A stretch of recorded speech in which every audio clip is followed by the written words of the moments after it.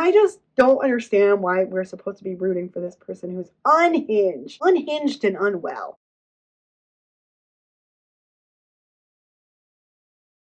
Hi everybody and welcome back to my channel. My name is Shelby and this is Shebby Reads, where we talk about sapphic books all day, every day, all year round. For those of you new to my channel, I am a femme for butch lesbian who came out in 2013, and I am also a dedicated goth. Please don't forget to like, comment, subscribe if you want to hear more about sapphic books and have some more rant reviews, some more reading wrap-ups, the occasional rave review. Now I'm cooking up some other ideas for content, okay? And don't forget that in the description box down below, we now have a link for a Google form where you can submit terrible sapphic books to me to read for the channel, as well as the links to all my other social media and my page found, which is where you can see me in the progress of reading things, leaving little snarky comments sometimes. So as we continue with the Valentine's month, today we are going to be reading Mine by Lisa Caro, which is a romantic suspense. It is bound by belonging, book 1. I'm going to read to you the synopsis, then I'm going to give you trigger warnings, and then my disclaimers. A butch femme sapphic romantic suspense. Ari Snow is an enigmatic loner content to handle the legal and not so legal clients of Snow Securities, the company she inherited when her parents died, on her own while keeping her employees at arm's length. When her new personal assistant starts, Ari reconsiders the single life, drawn in by her immediate and unusual attraction to the pretty, vulnerable woman. Natalia Warner is not unhappy to spend long hours working at her new job. Not only is it a much needed respite from her troubled home life, her handsome as hell and clearly dangerous boss Ari caught her attention from the moment they met. Spending long days staring at Ari Snow will definitely not be a hardship in any way for Natalia. After a perilous incident at work forces Ari to take Natalia to her house to keep her safe, the two begin to grow closer, learning more about each other as passion explodes and danger looms. And now that Ari has tasted Natalia's lips, she knows she's never going to let her go, especially when there are forces that threaten both the connection they are building as well as their very lives. In a world of secrets, danger, and immediate betrayal, Ari vows she will do whatever it takes to keep Natalia safe and happy, even if it is the last thing she ever does. Here are the trigger warnings from Storygraph and also provided by me. Sexual content, confinement, cursing, death, domestic abuse, emotional abuse, gun violence, physical abuse, rape, sexual assault, sexual violence, blood, kidnapping, death of a parent, murder, alcohol, sexual harassment, injury/injury detail, alcoholism, classism, child abuse, blood, alcoholism, toxic relationship, toxic friendship, abandonment, and alcohol. And before we get started on a silly goofy time, I just want to give you my disclaimers. Number 1, this review is not meant for the author or stands of this author's work. If you really enjoyed this book, you might not love everything I have to say, but please remember at the same time that we're just trying to have a silly goofy time. I'm trying to talk about a book I didn't love that much and that I found had some really fucked up elements, honestly. Number 2, this review will contain all of the spoilers. You have been warned, so if you want to read the book, click off, then maybe come back so we can have like a little dish session, you know? Number 3, I am not bashing sapphic books, but I think that while we have some amazing 5-star books in the community, we also have some really bad works. Whether they're problematic or just poorly written, we have them too, folks. And if the straights and bisexuals get to come on here and talk about whatever they want when it comes to their books, then I'm allowed to do the exact same thing. And without further ado, let's get started. You guys are in for a real treat this time. This one is literally bonkers. We start chapter 1 with Natalia, who, despite what the synopsis said about being happy to spend extra long hours, she's actually not happy to do that. She wonders if her boss is a weirdo because her boss just assumes because they have no personal life that she will have no personal life, and I felt that in my soul, Natalia. Also, for perspective, she has only worked at this business, Snow Securities, for 1 month. Keep that in your noggin, okay? Also, she thinks the office manager, Mrs. Dougal, hates her. The only reason I'm bringing this up is because it will come back around. Okay. Also, she is certainly being overworked and underpaid because she's having all of these tasks being sent to her, and it's ridiculous. Like, let her breathe, okay? She's trying to finish some project binder so that Miss Snow, her boss, can show it to the prospective client today. Don't worry, the office stuff mostly falls off. Thank God. And while she's doing all of this, she thinks about how her boss, Miss Snow, is so handsome and mysterious. Ooh. While she hadn't felt intimidated, Natalia had certainly been drawn to her boss's height and the distinct impression of muscles underneath her deep blue button-up shirt. That shirt had been stretched deliciously across her broad shoulders. She was a butch and looked like she had stepped directly out of Natalia's dreams. See, I really could have loved this book because hell yeah, I love that Natalia just knows what she's into, knows what she wants. Samesies, I get it, girl. But while she's doing this, she hears some raised voices and she's wondering if it's coming from her boss's office door because no one else is here and that door is closed and she can pretty much see the rest of the office space. And we're only on page 7. Technically it doesn't feel like page 7 because you start at page 5. So to me, page 2, we go just swinging immediately. The voices died off and then 2 loud and distinct popping noises broke the silence, followed by a thud as if something heavy had fallen to the ground. The door to the office flew open, banging against the wall as Natalia watched her boss rush out of the room, staring wildly at Natalia's empty desk. And I was so excited, genuinely, because I want there to be action. I want there to be less just telling. I felt like there was very minimum of just her fantasizing about her boss, so we get the feel of how she feels about all that. But then we move on to the real meat, and I liked that about this. However, we go off the rails. So chapter 2, Ari, our butch lead / boss. Ari is panicking because the shots did go off in her office. It is a shooting, okay? I wouldn't call this a mass shooting, and that's one of the reasons I didn't put that as a trigger warning, because it's one and it's in the office and there's only 2 people there and neither of the 2 people who work at the office got hurt, okay? Okay. And she's looking at Natalia's desk and she's like, where the fuck is she? She's panicking a bit. And she also thinks to herself, perhaps she was working the poor girl too hard and she was passed out somewhere trying to catch a nap. All she knew was that Natalia was a damn hard worker and rose to every challenge given to her. Great, but I hate capitalism. So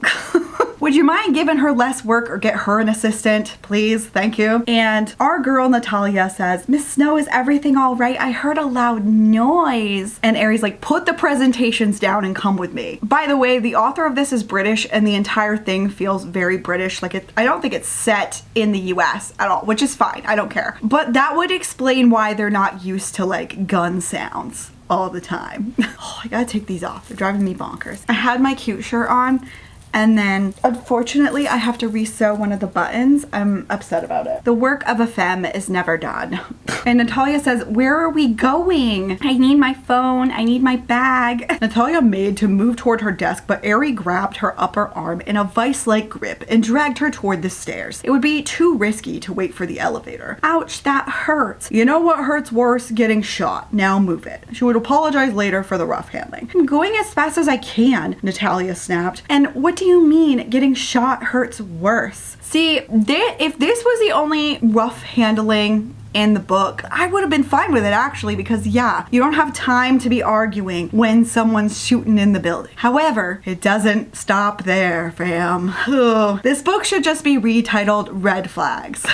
And Ari's like, okay, lose your shoes then, because she's in heels. There was a pause, and then Natalia drew herself up taller. Ari noticed she didn't even come up to her shoulder. I most certainly will not. I don't have a never-ending supply of shoes, and these are my favorite heels. Take them off before I do something I'll regret. Again, kind of icky. However, I'm with Natalia. Shoes are expensive. What, just gonna leave them there? No. No! What the hell is going on, Miss Snow? I'm not going anywhere until you explain. Natalia folded her arms across her chest and Ari saw the move gave her assistant just that little bit more cleavage. She couldn't help focusing on it for a moment. And I just wrote in my notes, there is a shooting, where are the priorities? Because you're nagging her about shoes, but you're looking at her titties. So like, I don't want to hear it. The shoes cost more than the titties because the titties were free. But they hear a loud sound come from behind them and Ari goes, fuck, there's more of them. I don't have time for this. And she shoves Natalia through the door. Rude. Then in one swift movement, she picked up Natalia and flung her over her shoulders. Jesus, she weighs barely anything. Ari set off down the flight of stairs, trying not to bounce Natalia much. And Natalia wants her to be put down, but Ari just ignores this. This will be a recurring pattern, just so you're aware. And when I started reading this, I was like, yes. Oh my god, thank god, because like there's a hot sexy butch taking charge of this very life or death situation. That's totally fine. She might be being rude, but it's kind of it's life or death. We gotta hurry it up. So I didn't care that much. She carries Natalia to the garage for the office and throws Natalia on in the car and then gets in behind the damn wheel. And Ari floors it out of the parking lot after the safety thing goes up. And she had seen a figure who was blonde and she's like, this just confirms my suspicions. We're gonna learn that Ari is involved in some shady stuff. Obviously from the synopsis it said that. Natalia's like, what happened? I'm bleeding. And Ari's just weaving in and out of traffic, not answering her, so she asks again what happened. Why am I bleeding? Now Ari could hear the panic creeping into her assistant's voice. She sighed. This was not the time to be soothing a hysterical woman. Ew. Jail. Go directly to jail. No. And Ari says, it's just a scratch, Natalia. We can talk about the rest later. We need to get somewhere safe. And Natalia's not taking any of this and she's like, what do you mean a scratch? I am bleeding. And Ari's like, I will explain soon. Can you please just be quiet so that I can concentrate? And she hands her something from the console for the bleeding and tells her to place pressure on the wound. Even though the woman was clearly furious, Ari couldn't help but notice how bloody gorgeous she was, as she had done only a million times since Natalia had started as her personal assistant. To be honest, she was the most beautiful femme Ari had ever seen. From the first day Natalia had started in the office, Ari had found it hard to keep her eyes off her. That long dark braid she sported most days was sexy, and her big hazel eyes held a sense of innocence, but also a load of sass. She was intriguing. I just wrote in my notes, with the age gap, it's a no from me. I am not an age gap enjoyer. I think that there is a very limited window, depending on what age you are, for it to be insanely creepy. I'm allowed to have my own opinion. Chapter 3, Natalia. Natalia really wants to know where the hell they're going. My house will be there soon. Natalia fumbled with the door handle, intent on jumping out at the next possible moment. All she needed was for Ari to slow down or a red light to happen. Oh no, there's no way I'm going to your house. I don't even know you. I'm your boss, Natalia. You're my fucking personal assistant. Snorting, she retorted, yeah, and the most personal thing I know about you is that you like your coffee black with no sugar. Ew. She has a good point because she's worked here a month, and we learn that their interactions have actually been surprisingly limited, and we'll find out why in a hot minute. Ari pulls over to the side of the road quick and grasps Natalia's arm. I'm gonna need you to unhand the lady, okay? You don't have time for a meltdown, Natalia. I will explain the moment we are safe, but for now, you need to snap out of it. Leave the fucking door alone. You'll only hurt yourself if you do something stupid, like jump out of the car while it's going. But this is just ridiculous. Did you know this is one of the only times I have ever really spoken with you? I've worked for you for a month now, and we've said a handful of words to each other. Usually, I just get emails telling me what to do. You don't even say good morning or good night half the time. For fuck's sakes, did you know I don't even know your first name? What is it, a state secret or something? Your emails are always E Snow this and E Snow that, and all the staff for Miss Snow. Natalia's words were cut off, but when her boss leaned over, grabbed her chin, and pressed a hard kiss to her lips, sealing their mouths together with a fire and passion Natalia was quite certain she'd never felt before. Her dating history was rather limited. Well, pitiful was probably a more accurate description. Her boss's lips were soft, but at the same time hard, demanding, and oh so delicious. She closed her eyes and melted into the kiss, wanting it to go on forever. I wrote in my notes, yay assault. Like, just because she likes this and she decides she likes this during doesn't mean the initial kissing when she was in distress was okay. And I also think if you kiss women when they're in distress, they're sobbing, they're angry, what have you, I think you have social problems. I think that you can't read a situation. I think that you can only contextualize things in your own wants and needs.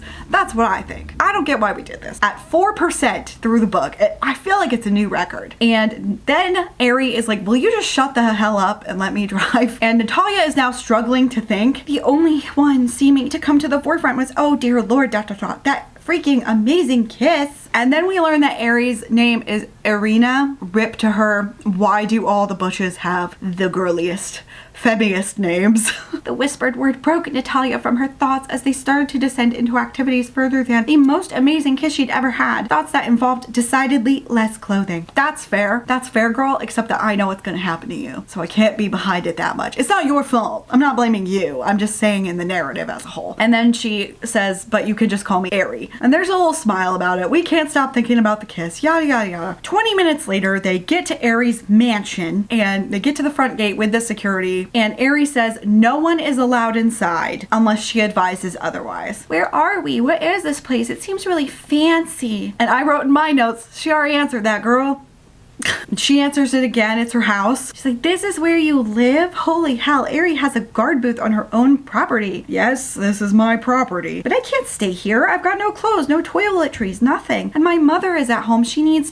care. Is there someone who can look in on her, or I can arrange a service to come into the home if you'd prefer? No, I mean, no, it's okay. She will be okay. And she thinks about how that offer is very sweet, but there's no way in hell she's letting anyone else enter her house. She didn't want anyone to see the kitchen she knew would be littered with the dirty dishes that always awaited her after work, or the rubbish bin that was sure to be overflowing. Not to mention the numerous alcohol bottles which would be abandoned on the floor and coffee table in the lounge room, her mother's favorite place to sit during the day. Natalia was sure the saggy old brown couch had a permanent mark of her mother's arse in one of the cushions. Her mother wouldn't let any outside help come into the house anyway. Yeah, we're gonna learn really fast, but I'm just gonna tell you guys so we can cut the suspense a little. Her mom's an alcoholic, in case that wasn't obvious. But I know that all of my viewers are smarts, so I'm not worried about y'all.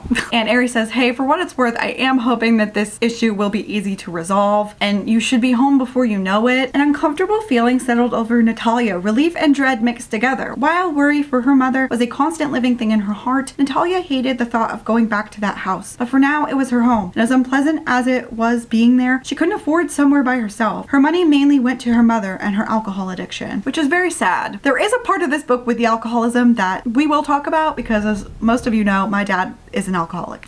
Then Ari's getting out of the car and we have to talk about the next part. Ari skillfully parked the SUV between a sports car that Natalia could only guess the model of and a sleek black motorcycle. She switched off the car, and as soon as the garage door had closed behind them, she was at Natalia's door. Grateful as the car was quite high and she was definitely not tall, Natalia allowed herself to be helped down from the car. And I wrote, okay, hot. Look, I've never had a butch rush over to the other side of my car to open the door for me. I know that she basically kidnapped her, but still. They get inside. Ari locks the door. Natalia asks why. Ari says better safe than sorry. Ari goes into the walk-in closet and then she comes out holding a gun. What the could Natalia have screamed when she saw it? What the hell was Ari doing with a gun? Why did she even own a gun? I'm going to check the rest of the house, make sure we're alone. Stay here, lock the door behind me, and do not open it until I return. And she leaves, and Natalia's just like, what is going on? Chapter 4, Ari. We learn some interesting information about Ari, starting with she has this thought of, it's been a long time since I've been in a gunfight. Girl! But don't worry, she cannot stop thinking about Natalia. Don't you worry about that. Her thoughts drifted to the woman in her bedroom upstairs. When she had realized that Natalia was still in the office, she thought she was going to vomit. It was one thing for her own life to be at risk, but for someone as innocent as Natalia, it was unthinkable. Ari would do anything to keep her safe. Anything. I wrote, kinda hot. See, like, I understand what this book was trying to do, but we're gonna have to get to why it didn't succeed in a hot minute. She describes having this instant attraction toward her, like the butch calling to the femme, and I'm like, fair enough. And we learned that most of their communication has been via email because she doesn't trust herself around Natalia, partially because people are intimidated by her quite regularly. She doesn't want to spook her. But damn, had Ari wanted her. Wanted to kiss that beautiful mouth, have those gorgeous eyes stare into her own, feel their skin pressed together. Most of all, she wanted to hear her name on Natalia's lips again. The kiss in the car had partly been to calm Natalia and divert her attention from the impending meltdown, and partly because she just couldn't help herself. In those few seconds, Ari had felt like she was flying. And I wrote about trying to divert the attention from the impending meltdown. I wrote, with the kiss, I wrote, how would that achieve that? Quickly now. Also, this is kind of insta love / attraction. I feel like it's more attraction because obviously they don't know anything about each other. However, when you're butch for femme or femme for butch and there's only one person in the area, they're around you all the time, I feel like whether you end up working out or not, you might try it. Not everyone, but a lot of people. She makes sure everything is all clear, and then she tells Natalia she can come out, and she puts the gun on the bedside table, and Natalia's like, are you just gonna leave that out? I forget how squeamish other countries are about guns because unfortunately I live in America. Yay. Land of the profoundly stupid. And Aries like, of course I am. Now I want to look at your cheek, which is where the wound is. And they head on into the bathroom. Aries lifted Natalia onto the double vanity, setting her between the two sinks. She faintly heard the exhalation of breath from Natalia as Aries gently placed her down. Yes, she might have been showing off her hard-earned strength to Natalia, but there was no way she would ever admit that. You can show off your strength to me. And Aries like, why do you always wear those? Pointing at the high heels. And Natalia says, it's the office dress code.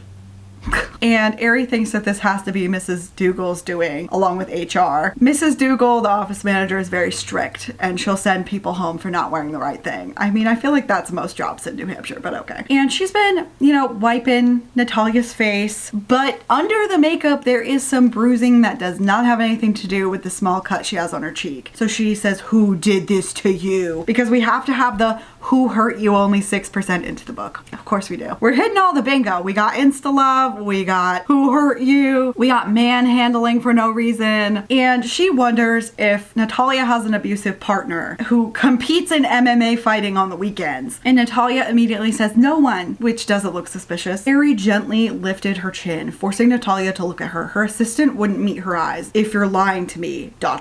My notes I wrote, then what?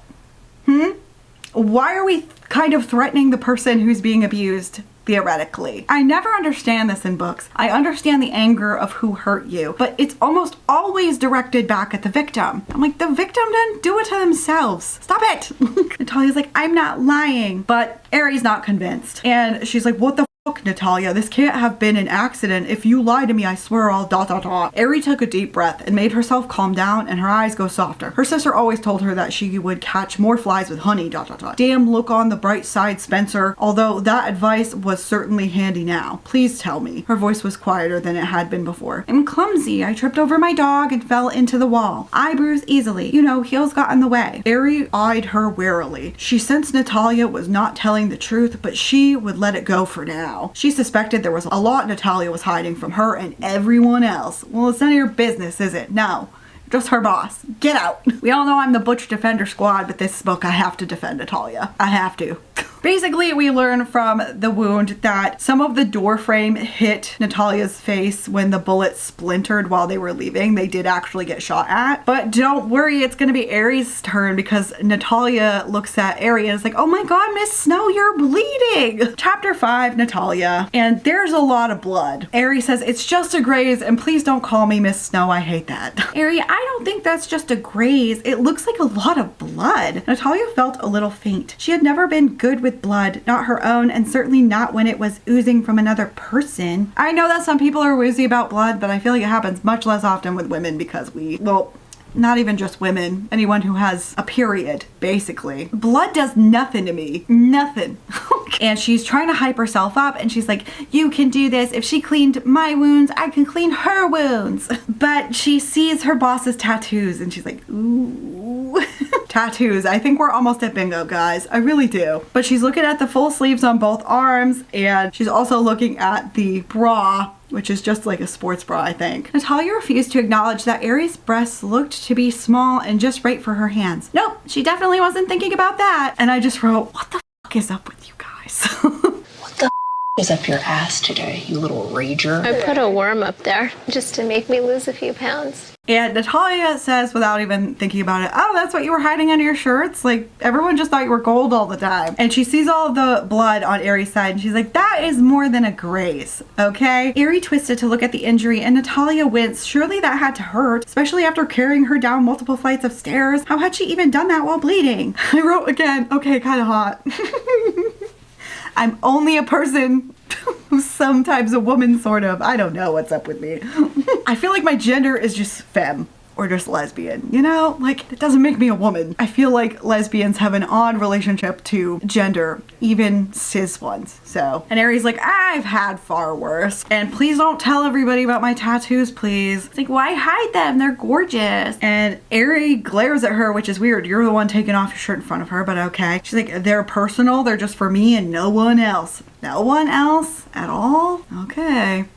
And her voice was almost a growl, and Natalia decided to back off. Maybe she'll try again another day. And I'm like, girl, I don't know if you should try at all. And she's like, I'm not really sure what I'm looking at, but I think you might need stitches. And you probably made it worse from, you know, manhandling me and carrying me down the stairs. Aries like, do you want me to clean it myself? Natalia's like, I can do it. And she only trembles a little bit. And Aries like, are you gonna pass out? Which I finally saw someone do that because of blood for once. I can't say where or when because protected information, yada yada. But it was crazy. It was crazy. Now she was really annoyed with her boss's attitude. Sure, she may be squeamish when blood was involved, but god damn it, she could do this. She wasn't a trembling little femme who couldn't help the big, strong butch. And I'm like, relatable. Don't you dare think that me helping you means I'm okay with this situation. You practically kidnapped me and now I'm not allowed to go back to my own life? This is beyond fucked, Ari. What happened at the office? You promised me an explanation. And she's cleaning it up, the wound. Long story short, ... A rival company warned me away from the possible new client you were putting those presentations together for. And I didn't kidnap you, I was getting you to safety. I mean, I could have left you there with the enemy if you wanted. With guns? That's how people in the corporate world warn others away, and here I thought it was just words and lawyers. And then Ari chuckles at that, and Natalia finds this very sexy. And okay, fair. And we learn that Ari has bad blood between this other person who runs the other company, and she says it's complicated. It's not that complicated. I'll be able to explain it when we get to the reveal, okay? And Natalia does not believe this. She thinks that it's crazy that someone would try to shoot somebody over a security contract. And Ari sighs and says, I'm not gonna go into the specifics of why what happened. And I'm like, I think she deserves the specifics. Thank you. Natalia leaves the bathroom because she's sick of this, and she's trying to figure out if she should just leave or if she should suck it up for one night and just stay here. And Ari says, I'm gonna go grab a shirt for you to sleep in, and I'll get my housekeeper to pick up any clothes you might need in the morning and bring it on her way in. And Natalia says, I don't want your clothes or to have some stranger bring me new ones. I want to go home, which is fair enough. And Ari says, I can't let you do that. Your bag and phone were at the office and your computer was switched on. Not to mention, you were there when we both got shot at, and they would have seen you with me going through the door to the stairwell. Thank you so much for getting me involved in this shit. If you weren't such a fucking workaholic, I wouldn't be in this mess. Yeah! Anti-capitalist queen, hell yeah. And she's like, where am I even gonna sleep tonight? I'm exhausted. Even though she thinks to herself, I'm not actually that tired. I'm a little wound up. Yeah, because you got shot at, girl. It's fine. And Ari's like, you're gonna sleep in here with me. And I was like, you have a mansion, but you don't have a guest room? I do not believe that. And Natalia's like, absolutely no. There's no way I'm sharing a bed with you. Ari says, yes, you will. There is no discussion. I'm going to shower, get this blood off of me. So the controlling thing is not doing it for me, and we'll get to why in a bit. Okay? Okay. But don't worry, Natalia's gonna check out her gorgeous body with all the scars and the tattoos and the yada yada. I get it. If you're gonna be kidnapped by a hot butch, you should at least get to look, and I stand by that. So instead of trying to take her own heels, she goes into Ari's wardrobe while she's in the bathroom, puts on a ton of pairs of socks, and then pulls on one of Ari's pair of sneakers even though they're way too big, because we're establishing right now that Ari is about 6 feet and Natalia's barely only 5 feet. Now I do understand the height preference. I do prefer a taller butch. It's not hard because I'm so short, but I really do still hate that I'm the teeniest, tiniest woman trope and they're the biggest big person. Like, why did that infiltrate sapphic romance when it was a straight romance thing? I don't get it. And she decides she's sneaking out. She's worried that the guard won't actually even let her out, but she's like, oh, well, I gotta try. And then she's less than a quarter of a way to the gate from the main entrance, and it starts raining a lot. Like hard, because this is Britain and it rains all the damn time. And the rain is very cold. She made it less than halfway to the gate by her estimation when a strong arm wrapped around her middle, jerking her back against a solid form. And I wrote in my notes, I can't get behind the manhandling. I really can't. It's not consensual, so I'm not into it. Chapter 6, Ari. Natalia's like, let me go. She's struggling. Where the do you think you are going? Her voice was low and dangerous, and she saw Natalia shiver like a combination of her words and the rain pelting down on her body. Please, she whispered, please let me go. No, I'm trying to keep you safe. You go out there and you die. Don't you understand that by now? For fuck's sake, Natalia, I don't want anything to happen to you. Ari clamped down the possessive feeling rising in her throat. Never had she felt so drawn to another woman. She had known from the very first words they had spoken to each other that she wanted to claim Natalia as her own. Can we calm down with that?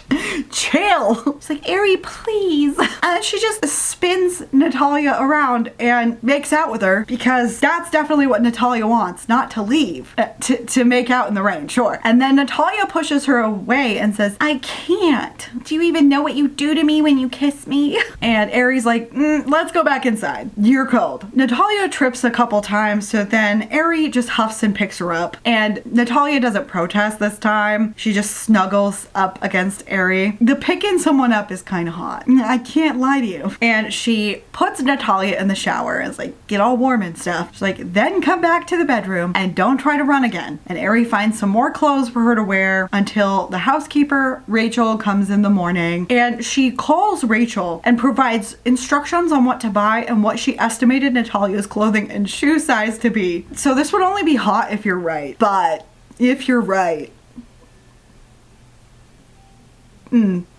sorry I don't have anything else more suited to your build, but these will do for tonight. I'm going to change. Do I need to tie you to my bed to ensure you don't go anywhere tonight? I'm not in the mood for another foray into the rain. Tie me to the bed? No. She saw Natalia shiver and figured it must be from the hard tone in her voice. In fact, the more she thought about the other woman's antics of the night, the angrier she became. Like, unfortunately, Ari is not the super hot butch that takes action when you're in danger. I mean, she did, but not. It's not separate from her normal behavior. She is very controlling. She is very easily angered. She is very unstable. And I just don't find that fun. I just don't. When she entered the bedroom again, Ari couldn't contain her anger any longer. Seeing Natalia sitting on her bed, feet tucked up under her and looking so damned innocent, Ari almost wanted to strangle her or kiss her again. She wasn't sure. And I wrote pretty much what I just said right now. Why are we being so unstable? Why are we being this way? Also, if I know not all femmes are the same, but I feel like I can speak for a lot of us when I say, if you were being angry and aggressive and weird all the time, I don't want that. Some of these things are hot in idea, but they are not in execution, because when things are safe, sane, and consensual, it's all good. But that's not this. And I know that fiction is a way for us to explore darker themes and topics in a safe environment. However, I'm a firm believer that reality affects fiction, but fiction also affects reality. Not to as much of an extent as we sometimes go to. However, I do still think you can't discount it. And I love being candid on here, so I'm just gonna admit some to you guys. When I was like 12 to, I mean, all through high school pretty much, I started reading those trashy romance books that are really just smut, but they're historical smut that my parents kind of just encouraged me to buy and let me read, even though they were deeply inappropriate for my age. And as a child, I did not have the comprehension of, hey, this is abuse. This is not okay in any way. And now I feel like some of my sexual proclivities are all messed up. They're all out of whack. And I'm not saying we should edit what we write or read for children when the genre isn't for children. That's not what I mean. But I'm just saying, like, some people can be affected by fiction, whether we want to admit it or not. And again, like, that was my parents' fault. I'm not blaming the authors of those books. They never intended for 12-year-old me to pick it up at a yard sale in like 2006. They didn't think that would happen. But I still think that we need to be careful. And I also think my biggest problem is that this is not only supposed to be viewed as romantic, because it's a romantic suspense. However, when we talk about Natalia's relationship with her mom, which, as I'm already sure all of my smart subscribers figured out,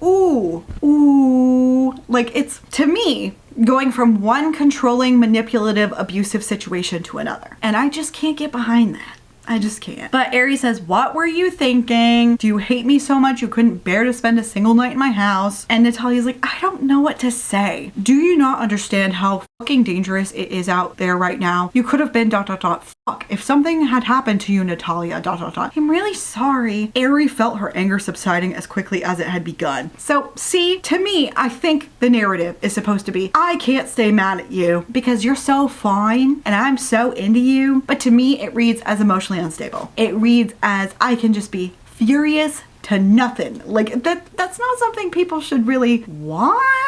Like, anyway, Ari thinks to herself she shouldn't blame Natalia for anything that happened tonight. Exactly, you should blame yourself because you're a dirty capitalist pig. You're welcome. And Ari says, you don't have to apologize, just don't run away again. It's not safe. And then they both get in the covers and Natalia's shivering. Ari slipped into bed beside her and tugged her into her arms. Natalia pulled away immediately, rolling to the opposite side of the bed and facing away from Ari. I don't want you anywhere near me, came the muffled voice. She had the blanket practically over her head. You're cold. I mean, if you want me to let you freeze, then fine. Otherwise ... She held out her arm, but didn't touch Natalia. Natalia is not happy about this, obviously, but she kind of lets it happen because she doesn't know what else to do. Does rain in Britain get that cold? Let me know in the comments, guys. And then Natalia sighs and she rolls over to actually face Ari. And they're cuddling and Ari has a protective instinct rearing up. I'm like, okay, you're alone in your house. Who are you protecting her from? Stop it. And before Natalia falls asleep, she says, I still despise you, you know, for getting me into this crap.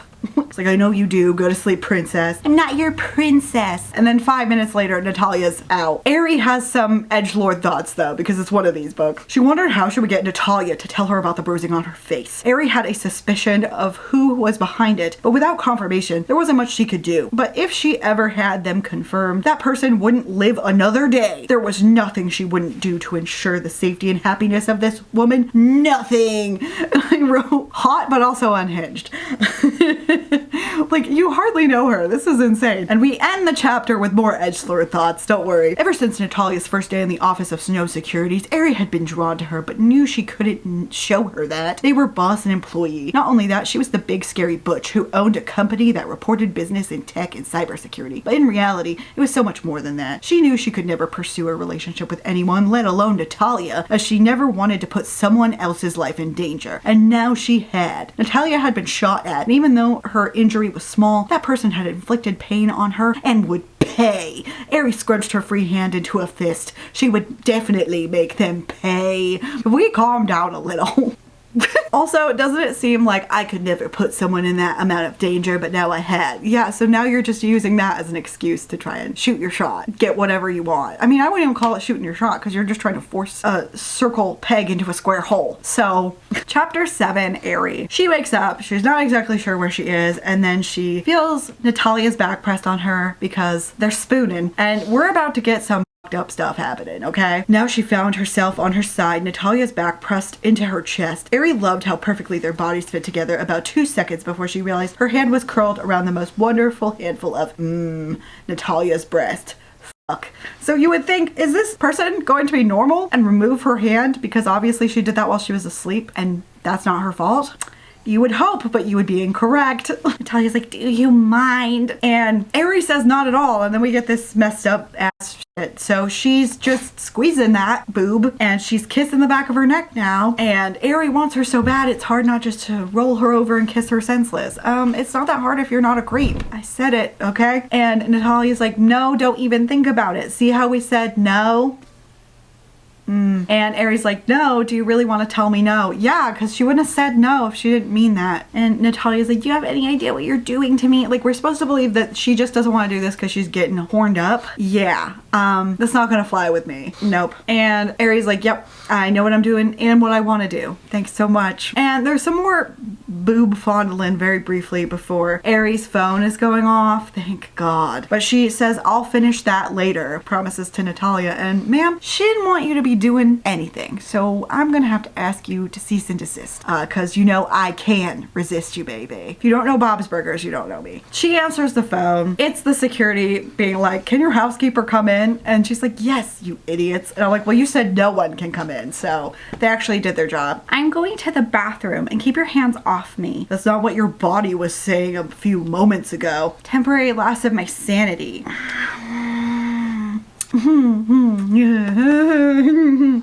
See, This is disgusting to me, and it's because it feels very much like that disgusting video from what's his name forever ago. I can't remember the guy's name, but that's actually good because I'm glad my brain blocked it out. But the song is Blurred Lines and Pharrell is in it or something.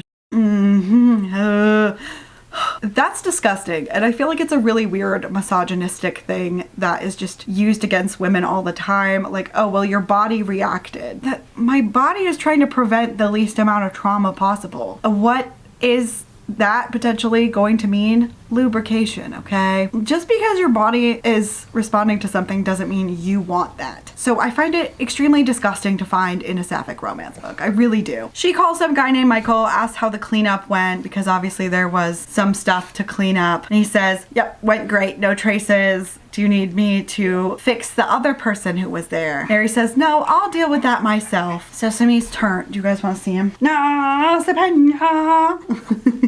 Don't be angry. He met a new friend today and then he went for a walk and I think it was a little too much for him because now he's like overtired. Are you overtired? It's gonna be a good friend for you though. It was really cute. He was playing with a lab. It was cute. Yes, sir. You can't be breathing into the camera. He's got to tell you his opinions about the book. Sesame, go. Opinions about the book, quick. He's like, Mommy, stop. But he's so cute. I know. It's also hot in here. He's not really actually stressed. I mean, he stresses himself out all the time, but it's hot in here because they finally fixed the heating and it's stuck at 75. It's so hot. You're ruining the Butch Femme hour.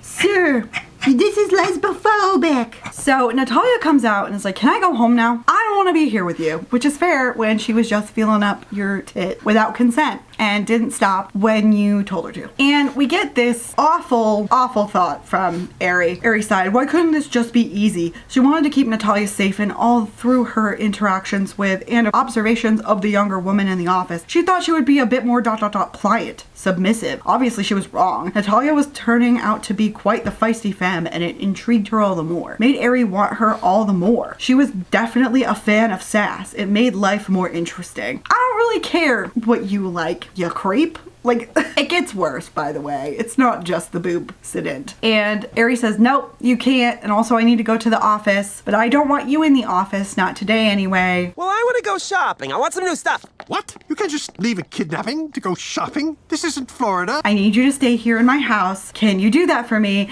And Natalia says, no, I don't want to be cooped up in your house all day. I want my life back, which is totally fair. For fuck's sake, Natalia, I'm trying to get your life back for you. A life where you didn't have to look over your shoulder and wonder if someone is going to do something to you to get back at me. Don't you realize how dangerous it is for you to be out there with no protection? Can I make you a deal? What?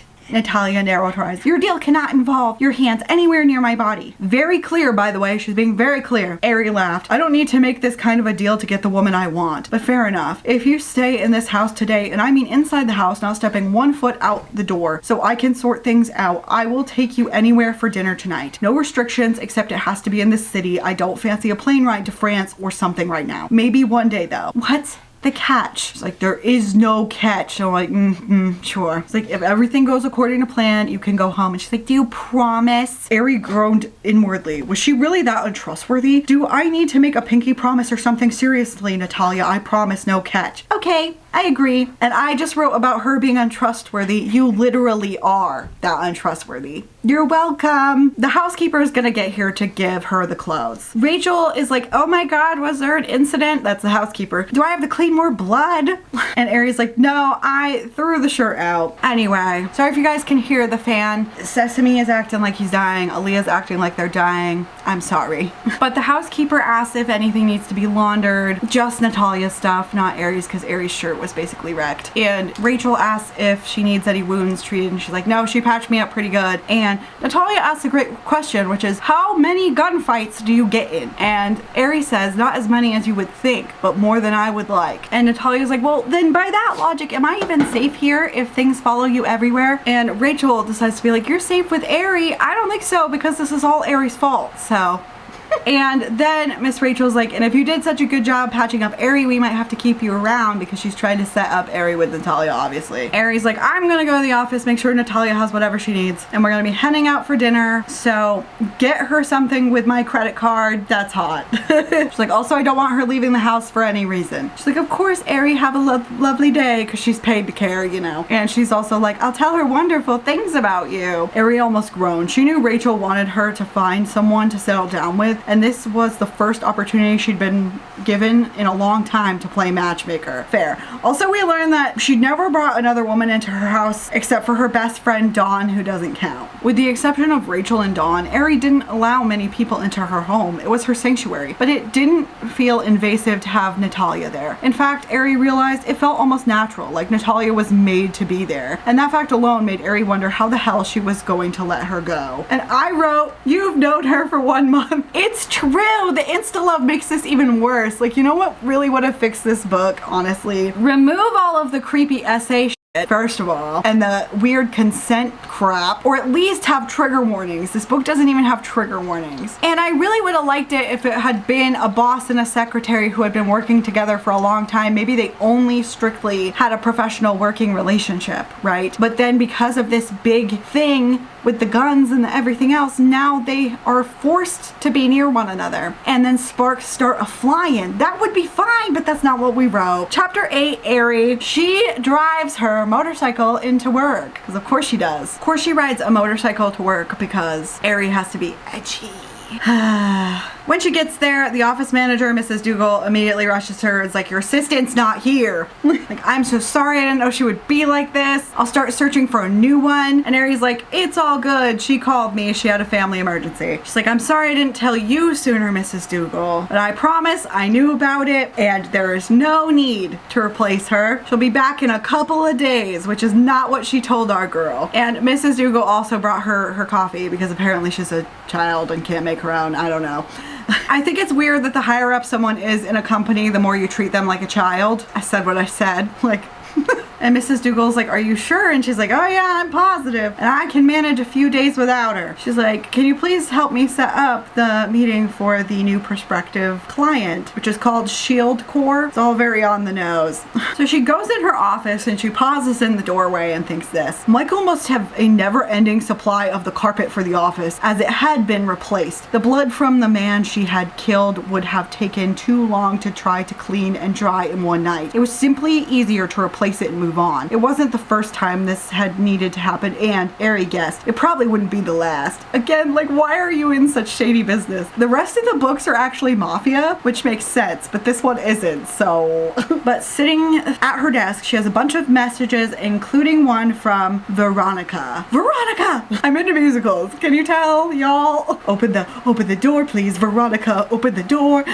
Veronica, can we not fight anymore, please? And she realizes that Veronica was the one who was there who didn't get killed but was going after them. So she takes out both of her phones. Why do you have more than one? Whatever. Oh, she has a business phone.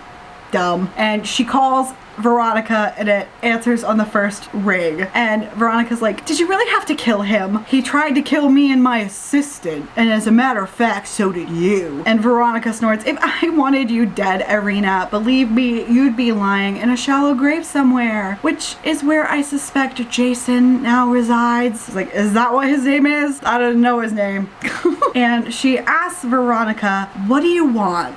We then learn that she and Veronica are exes. Actually, they were married. We learn that Ari took over this security company when her parents both died. She and Veronica had known each other for a long time, but they didn't start dating until right out of university. But while Ari was working really hard to work on the company, secure her parents' legacy, Veronica wanted to act like a normal 20-something-year-old and party. And we get this. When they had hit the 10-year mark of their relationship, Ari had started staying later and later at the office, wanting to avoid Veronica as much as possible. She knew it was the wrong way to go about it, but she didn't want to deal with the fallout of ending things with her. Another 5 years after that, and Ari was done. And I just wrote, I'm on team Veronica. You wasted 15 years of this woman's time. 15 years! Excuse you! And also, God forbid she acted like a 20-year-old when you got together with another 20-year-old. God forbid! Anyway, she just let Veronica have have the apartment, and she moved into her childhood home, which is the big McMansion we saw. She just signed the apartment on over to Veronica, because I forgot you can buy apartments in the UK. I think you technically can here, but it's not done very often, and usually they frame it as like a condo situation. It's not really like the same as an apartment. I mean, it is, but it's not, you know what I mean? Like, it's classified differently. Pity Veronica hadn't seen that the split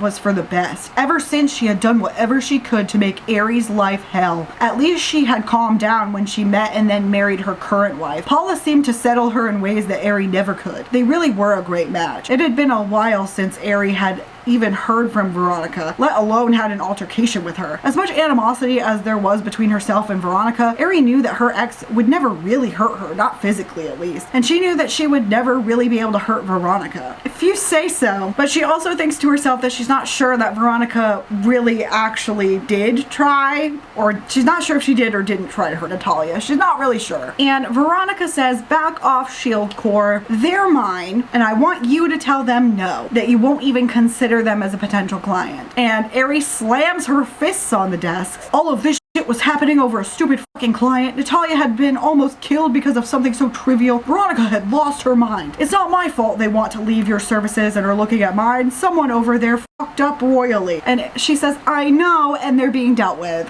And we learned that Shield Corps had actually approached their security team, Aries' security team, quite a while ago, but she was at capacity, so she had recommended Veronica to them. But someone over there did something really stupid, and now they don't want anything to do with them, and they're basically demanding she take them on as a client. Once they had split, Veronica had, out of pure spite, Aries knew, started her own cybersecurity firm, determined to bring Aries down by stealing clients and creating trouble. She had been able to copy a chunk of Aries' client files before being banned from the office. Funnily enough, that happened when I barely worked at Petco. It had happened before I started working there, and someone had done that. They'd like worked at Petco for a long time, and you're not supposed to take the client information when you leave because they want them to keep shopping at Petco, obviously. Yeah, she just did it anyway.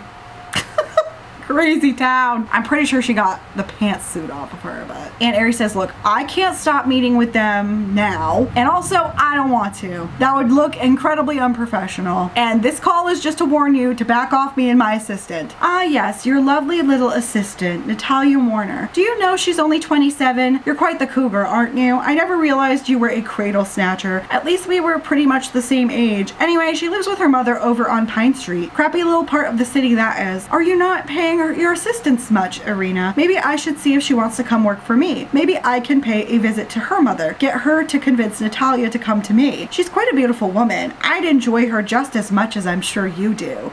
And Veronica is kind of cunty. I can't even lie to you. But Aries just hangs up because she's mad. And she wonders what she's going to do about Veronica. She's obviously taking Natalia's phone and bag. Do I need to send protection to her mother's house? Like, maybe I should ask what she thinks about that. And she's thinking it's becoming too much. And she's had Veronica causing trouble for years. We also learn that her business model basically takes care of a lot of legitimate customers, and then it takes care of some illegal stuff on the side, as we can clearly see. Aries calls her BFF Dawn, and Dawn comes up, is like, is Veronica causing trouble again? The carpet's been replaced. What happened? And Aries explains all of it. And Dawn's like, do you need to go to the hospital? Because you got shot. Like, are you okay? What's going on with that? And Aries like, he got me a little, but I got her guy more. And Dawn's like, did she get that assistant of yours as well? Like, I noticed she's not here today. And there's a weird gleam in Dawn's eye that Aries chose to ignore. So keep that in the back of your mind for later. And Aries like, almost. She thinks about how it could have been worse. Yada yada. It's the same edgelord crap, okay? And Dawn knows exactly how she feels about Natalia, by the way. And she's like, she's at my house because it wasn't safe. But I need Veronica to stop this. She's like, I'm tired of this feud. I'm tired of this, Grandpa. That's too damn bad! You keep digging! And Dawn is like, she's at your house. Why would she be at your house? Why is a stranger at your house? And Aries like, she's not working for Veronica. It's fine. And it was the safest option at the time. Is it? I mean, a police station is probably a similar distance. You drove like 20 minutes. She's like, is there an issue with that? What the hell was going on with Dawn? The look on her face was one of ... jealousy. She wasn't quite sure. And what the hell was that outburst about? You have a smooth brain. No ridges or lumps or valleys or bumps. All ideas slide right off. Like a water slide. You know what it's about. You just said it. You spoiled it for yourself. Use your brain! Use your brain! Use your brain! the thing in your head? Use it! But Dawn's like, nope.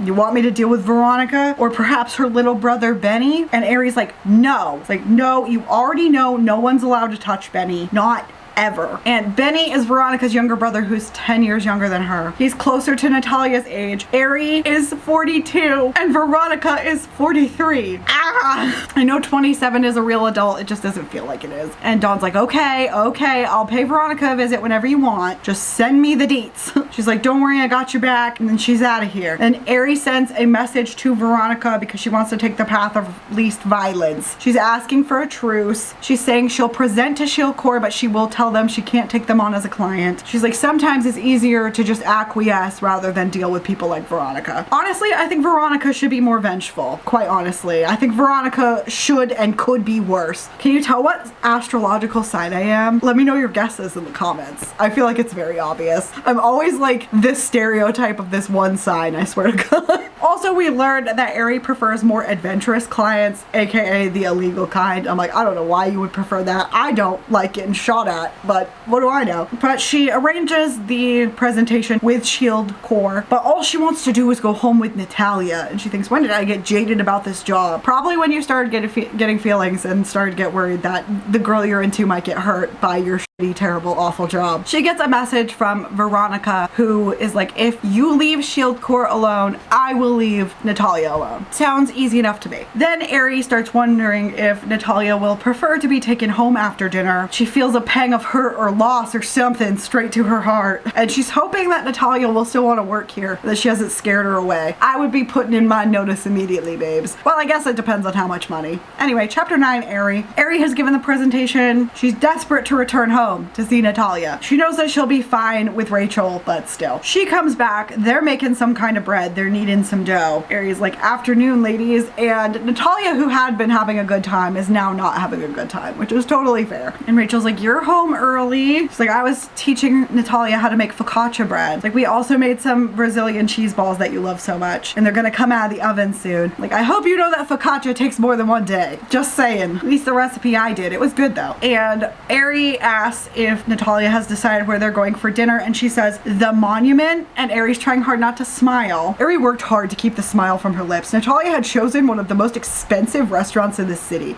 and one of the most romantic. She was sure Rachel had more than a little bit to do with that decision. Very well, she said, keeping her face impassive. I do enjoy that place. Did Rachel find you something to wear? Yes, she ordered something to be delivered earlier. Well, a couple of dresses, as she didn't know which one would fit the nicest. I hope you don't mind. And I'm like, yeah. If anyone deserves to have the fanciest dinner in town, in the fanciest dress in town, it's the girl that got kidnapped.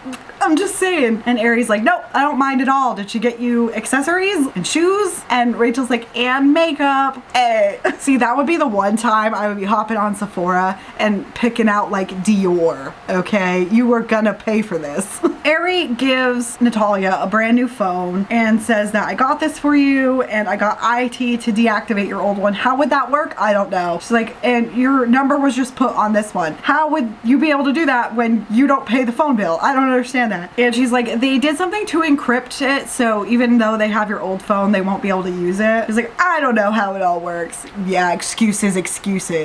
She's like, but I figured you'd want a phone in case your mom tries to call. And Natalia's like, thank you. So Natalia switches the new phone on and she's getting like an insane amount of notifications. And Ari is like, is everything okay? Do we need to reschedule dinner tonight? And she's like, everything's fine. Like, I can still do tonight. Bullshit.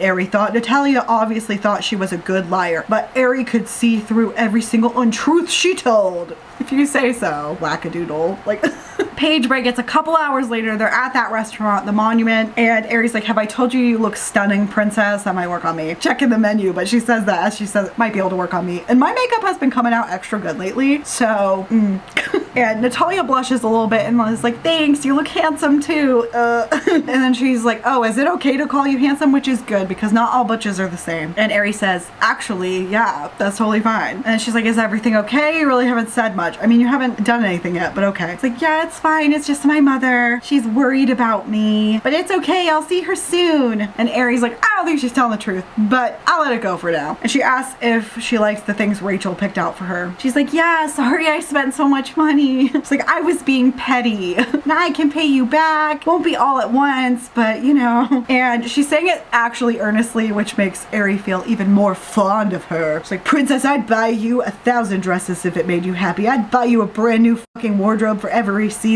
and occasion imaginable if you wanted. I don't care about the money. I don't want you paying me back for anything. And I just put the emoji for hot on there, except also, now that I'm thinking about it, the idea is hot, okay? But when you think about it for too long, you're like, wait a damn minute. That's really wasteful.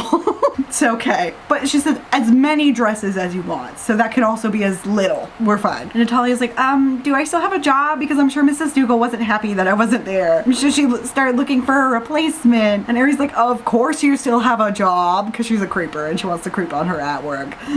And she thinks to herself she should have seen what was upsetting Natalia before. Yeah, you should have. She doesn't have the same kind of money situation as you. She's like, I told her you had a family emergency. And Natalia's like, okay. And Natalia seems to perk up a little bit. And they flirt a little, but we don't get to see any of that. She thinks perhaps it's just my imagination or wishful thinking. I'm like, yeah, maybe. You're kind of delulu. Chapter 10, Natalia. Aries paid the bill. They're going back to the car, but Natalia is worried about her mom when she gets home. She's sure she's gonna get screamed at, if not something worse. And she thinks maybe I could buy her some alcohol on the way home, but then she remembers she doesn't have her bag because Veronica stole it. So she can't even do that. She has no ID, no cards, nothing. And she had been in a good mood, but now it's kind of falling away. She'd been shot at, injured, practically held hostage at Aries' house. She wasn't allowed to go to work. She's touching the little thing on her cheek. And Aries like, what's wrong, Nat? You've been far too quiet. That's not like you. Usually snark at me 1,000,000 times an hour. It's like, don't even think about calling me that. It's Natalia to you. Only my friends call me Nat. People I actually like. Oh, but Natalia, dear, don't you realize by now that you're completely in love with me? Natalia scoffed loudly. I despise you, Miss Snow. I wrote, the audacity to say that she's in love with you. The audacity. The lion, the witch, and the audacity of this bitch. Aries pushed Natalia against the wall of the restaurant, the bricks biting into her back, and Natalia found herself caged by very strong arms. God, the hardness of Aries' body against her own felt wonderful, absolutely delicious. Despite her anger, she wanted this woman with every fiber of her being. Are you certain you despise me? I'm pretty sure, judging by how your body reacts to mine, that you really, really want me. We've already dissected this. That's gross. We're not going to go over it again because it's pretty much the same exact thoughts. Disgusting. Reprehensible. Nasty. And Natalia says, I do not. And it doesn't matter what Natalia says because we're going to go right into another assault. So Aries just sticks her hand right up her dress and is commentating on the moisture level. And just so you know, yes, Natalia is horny. However, when someone's words are not matching what you think is supposed to be happening, you're always supposed to listen to the words, okay? The words. The words are important. I like that Natalia says immediately though, like, that's not because of you. Good for you, girl. But she's also a little bit excited that this isn't a public space. Hooray. Oh, is that so? Then if I did this? Aries swiped a finger through the gathering wetness and Natalia barely suppressed a shudder. Are you telling me that your PUSSY wouldn't beg for more beg to be filled by me? Or is it the pretty little waitress who served us at dinner that you want fucking you tonight? I want to go home. And Natalia's like, I would never beg. And then we're going to Fingertown. And Natalia says, don't. And then she keeps doing it anyway because this is Assault the book. And then Natalia says, don't stop. But like, we went over the definition of dubcon in my Cursed Slumber video. So I'll just briefly go over it again. Dubcon is when someone's ability to consent is kind of impaired. There might be a power dynamic. It's trying to describe the gray area between consent and R. However, it's very clear in the definition of dubcon that saying no or don't or indicating anything that means stop is not dubcon. So we can't even call it dubcon. Certainly is not CNC because that is a role play in which consenting adults mimic assault. So it's neither of those things. It's just assault. Anyway, they start kissing a little bit, but there's just mostly finger action. And there's then 3 fingers, which I just wrote, you have to ask a girl first. My body can't do that comfortably. So as much as she wanted to push this infuriating butch away, she wanted to pull her closer as well and force her to let her come. She was desperate. Open your eyes, princess. I want to look into those pretty hazel eyes. When I make you come so hard, you'll be seeing stars. And then Aries like, don't pretend you're not loving every minute of it, which like, again, you're making a lot of fucked up assumptions, but go off, I guess. With the finger action happening, Natalia's like, I'm about to, and Aries like, not yet, don't you dare until I say so. Natalia's like, yeah, what'll happen if I do? And she just removes the fingers. She's like, why would you stop? Because you threatened to get off without my permission. Don't you know by now that I control each and every single bit of your pleasure? No, because you've never done anything together. It's just been you forcing yourself upon someone who keeps saying no. That's what this is. And then she tastes her fingers and is like, you taste better than dessert, princess. I'm like, okay. Natalia's like, you're such a fucking tease. I'm like, okay, if you say so. And Natalia goes to walk away and Aerie grabs her as like, where do you think you're going, my little princess? It's like, stop calling me princess. I'm not your princess. She's like, I want you to take me home. And she rips her arm free because you shouldn't go around grabbing women. And Aerie's like, it's too dangerous. And then a SUV almost hits Natalia and Natalia kind of like freezes and Aerie kind of puts her body in the way. And then the car just screeches away. She's like, Aerie? And she's like, Natalia, are you okay? Being cradled in her strong arms. I could be down with this if it wasn't for all the assault and the manhandling. If the manhandling had been consented to at any time, or it had only been restricted to the first scene where it was necessary, I wouldn't care. Probably would have loved this book, because a lot of this book is a banger. I said it. She's like, I'm okay, I think. She's like, what are you doing? And she's like, I'm making sure you're not hurt. Are you okay, Aerie? She's like, I'm fine, but I thought something happened to you. You weren't breathing. And don't worry, Natalia noticed how hoarse Aerie's voice became. But surely that couldn't be true. She couldn't actually care about her. Hey, pal. You just blowing from Stupid Town? Natalia thought all she wanted was a good fuck, which like, she's been so obvious that she's like obsessed with you. I won't say in love with you because I don't agree with that. I think she's obsessed with you and that's crazy. Crazy town. But she promises Aerie she's fine and she's like, okay, I'm gonna take you home. And she's like, back to my home? And she's like, no, it's not safe. You're going back to mine. And Natalia sighs with relief about this, but all I gotta say is at least Aerie paid for the kidnapping lunch. Of course. Why wouldn't I pay for my own kidnapping lunch? Chapter 11, Aerie. She's calling Veronica and she's like, what the hell, Veronica? You sent some fucker to run down my assistant and me in the restaurant car park, and did you do it yourself? We had a deal. And she's very angry. It's like, yes, you did, and you broke it. Shield Corps called after your presentation yesterday and dropped my company officially. And Aerie wants to slap her forehead and she's like, Shield Corps. I'm like, you said you don't even need their business. Why did you present to them to begin with? She's like, I'll call them. Just stop fucking trying to kill me and Natalia. I'm sick of dealing with this shit. And then for some reason, Veronica is like, Aerie, don't you miss me, sweetheart? Which makes zero sense because we already established she's super into her new wife. And Aerie kind of sucks. So I don't know why she would say this. It doesn't go with the context. But Aerie is like, Veronica, I couldn't miss you less than I do. Rude. And then she hangs up the phone. She calls Shield Corps. They're understandably upset. And then she sends a message to Veronica saying that it's done and she's warning her to back off. And she's confused because the guy at Shield Corps sounded like it was already a done deal. And she's like, well, I didn't say anything like that. And maybe Veronica is just fucking with me. I don't know. Like, but it doesn't really seem to fit what she's like. And she's missing Natalia at the office because she realized how much work Natalia actually does. And she's thinking, you know, tomorrow I gotta let her come back to work. I mean, she mostly does like office-based tasks. I don't know why she can't do work from home from your mansion. Just saying. Everyone is going to be briefed how Veronica's not allowed in the building and they're going to be tightening security. Page break. It's the next day. Rachel packed a lunch for both Aerie and Natalia because Aerie knows that Natalia won't accept money from her, which is crazy. I would. Especially if I saw you have a mansion with a guardhouse. And Ari knows that she regrets buying all the clothes and stuff, but we get this stuff. She didn't care. Natalia could have spent triple the amount and she wouldn't have blinked an eye. There was something off about Natalia's home life. She had done a background check on Natalia, as she did with all of her employees, and hadn't liked what she read. She lived pay to pay with zero savings and a lot of transactions at the bottle shop close to her home. Ari was pretty sure Natalia didn't drink, so she could only assume it was her mother consuming the alcohol. She hadn't partaken of any at the restaurant, even though it had been offered. And I wrote on this, how did you find this out? How did you find out her bank information? How did you find out she lives paycheck to paycheck without her bank information? That's insane. I know that you have to give them something for your direct deposit, but you can't just then go on the computer and tippity type just the routing and account number in and then get what you have in there. You can't do that. What? And she really wants to know more, but she doesn't want to push Natalia away. I would already say you've been doing that because you've been doing this overreachy, creepy shit, but then you're like, I don't want to go too far. I might scare her off. I'm like, you've been scary.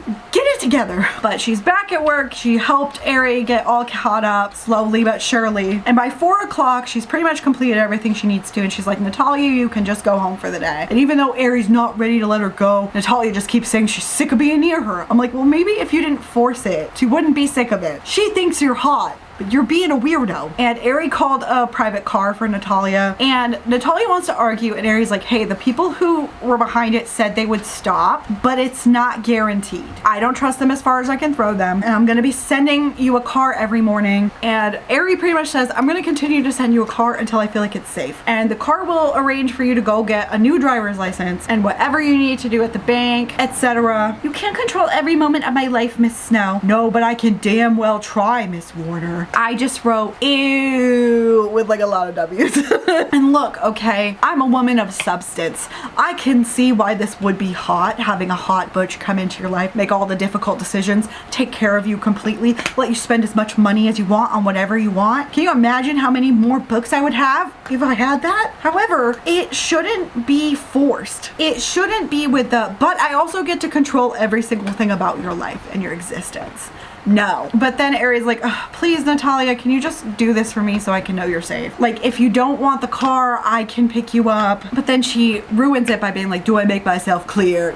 We're almost there. Almost, but you lost it. And Natalia's like, fine, I'll see you tomorrow. What time will the car be at my house in the morning? And do you need the address? And she's like, it'll be there at 7:30. Plenty of time for you to get here by 8. And no, I don't need your address. It's in your employee file.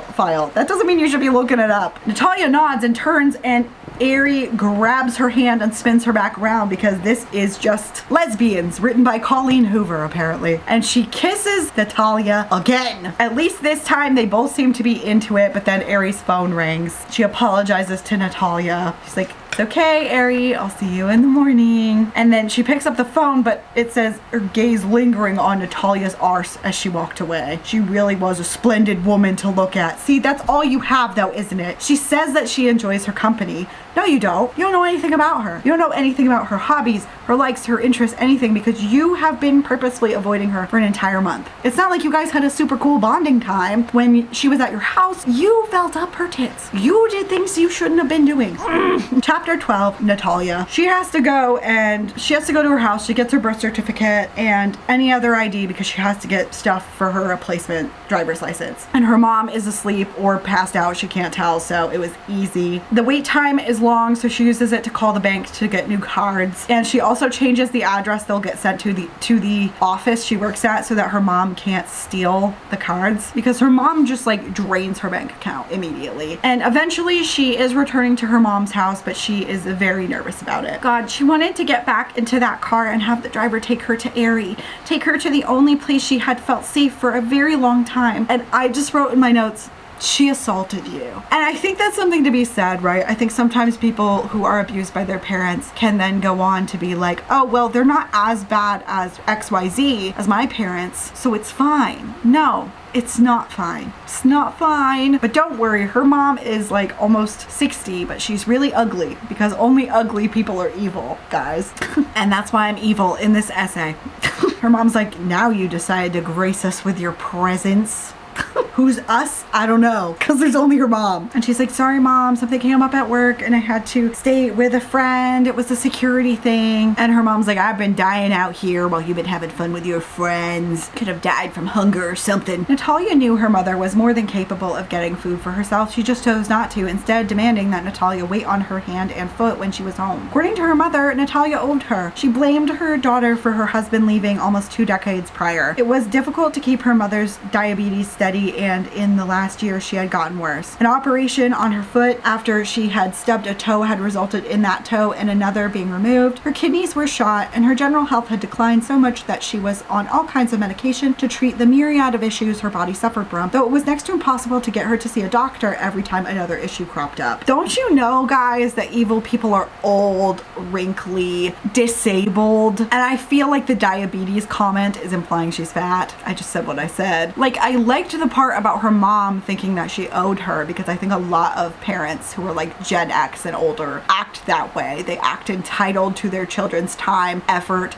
money. Honestly, something that floored me that my mom said, which I was so confused about, because this is the same woman, by the way, who used to say, I know that you'll never take care of me in my old age, but your brother will. Okay, if you say so. Wonder why I won't take care of any of you. I wonder. Anywho. She, when I visited her because we're making up or what have you, was like, yeah, kids don't owe their parents anything. They didn't ask to be here. And I was like, lady, that is something I directly said to you when I was 12, like verbatim. What? So glad it took you like more than 20 years to put it together. Actually, it's about 20 years exactly. And her mom tells her to get over here, and she thinks to herself, oh, I should have been more insistent about coming back home, and then I wouldn't be in this big mess. Like, I might not have been safe, but it would have been better than this. And then her mom starts calling her a filthy slut.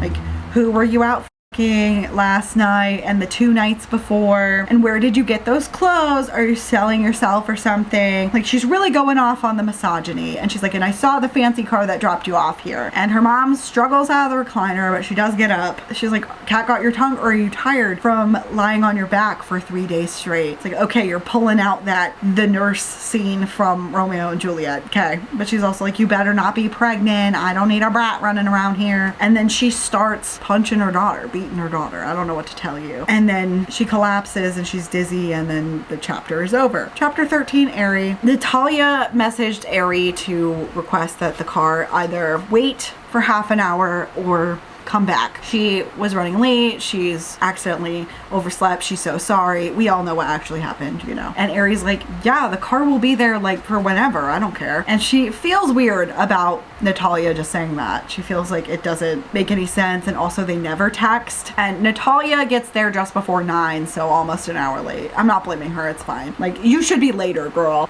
She just goes like straight to her desk. Her head is down. She's walking kind of stiffly. And Ari is like, oh, well, you know, we got hit by that car, so it's probably just that, because she had to push her to the ground to make sure Natalia didn't get hit. And Ari's on the phone with Dawn, but she's really not able to focus because Natalia's hair is completely down and her hair is kind of in her face, which isn't normal because it's normally in a braid. She usually looks really cute. And even though she can tell fucking Natalia's off, she's like, God, she'd give anything to wrap her hand around that hair and pull Natalia's head back as she, and she's like, Ari shook herself, get a fucking grip. Yes, get a fucking grip. We agreed. He's just like, okay, Dawn, I'll talk to you later. And she keeps telling herself Natalia's fine. But several hours later, Ari's like, oh my God, she works straight through her lunch break. Like, there's no way in hell I'm gonna let her go hungry. Okay, fine. She's like, if she didn't bring lunch, I'm gonna buy her one and we'll eat it together. She's like, I'll watch her eat every single bite if I have to. And I'm like, I think that's a little extreme. She's like, I don't care how much she protests, I'm not taking a no. We know, that's your entire MO. Thank you. And she goes up to Natalia and she's like, did you get something for lunch today?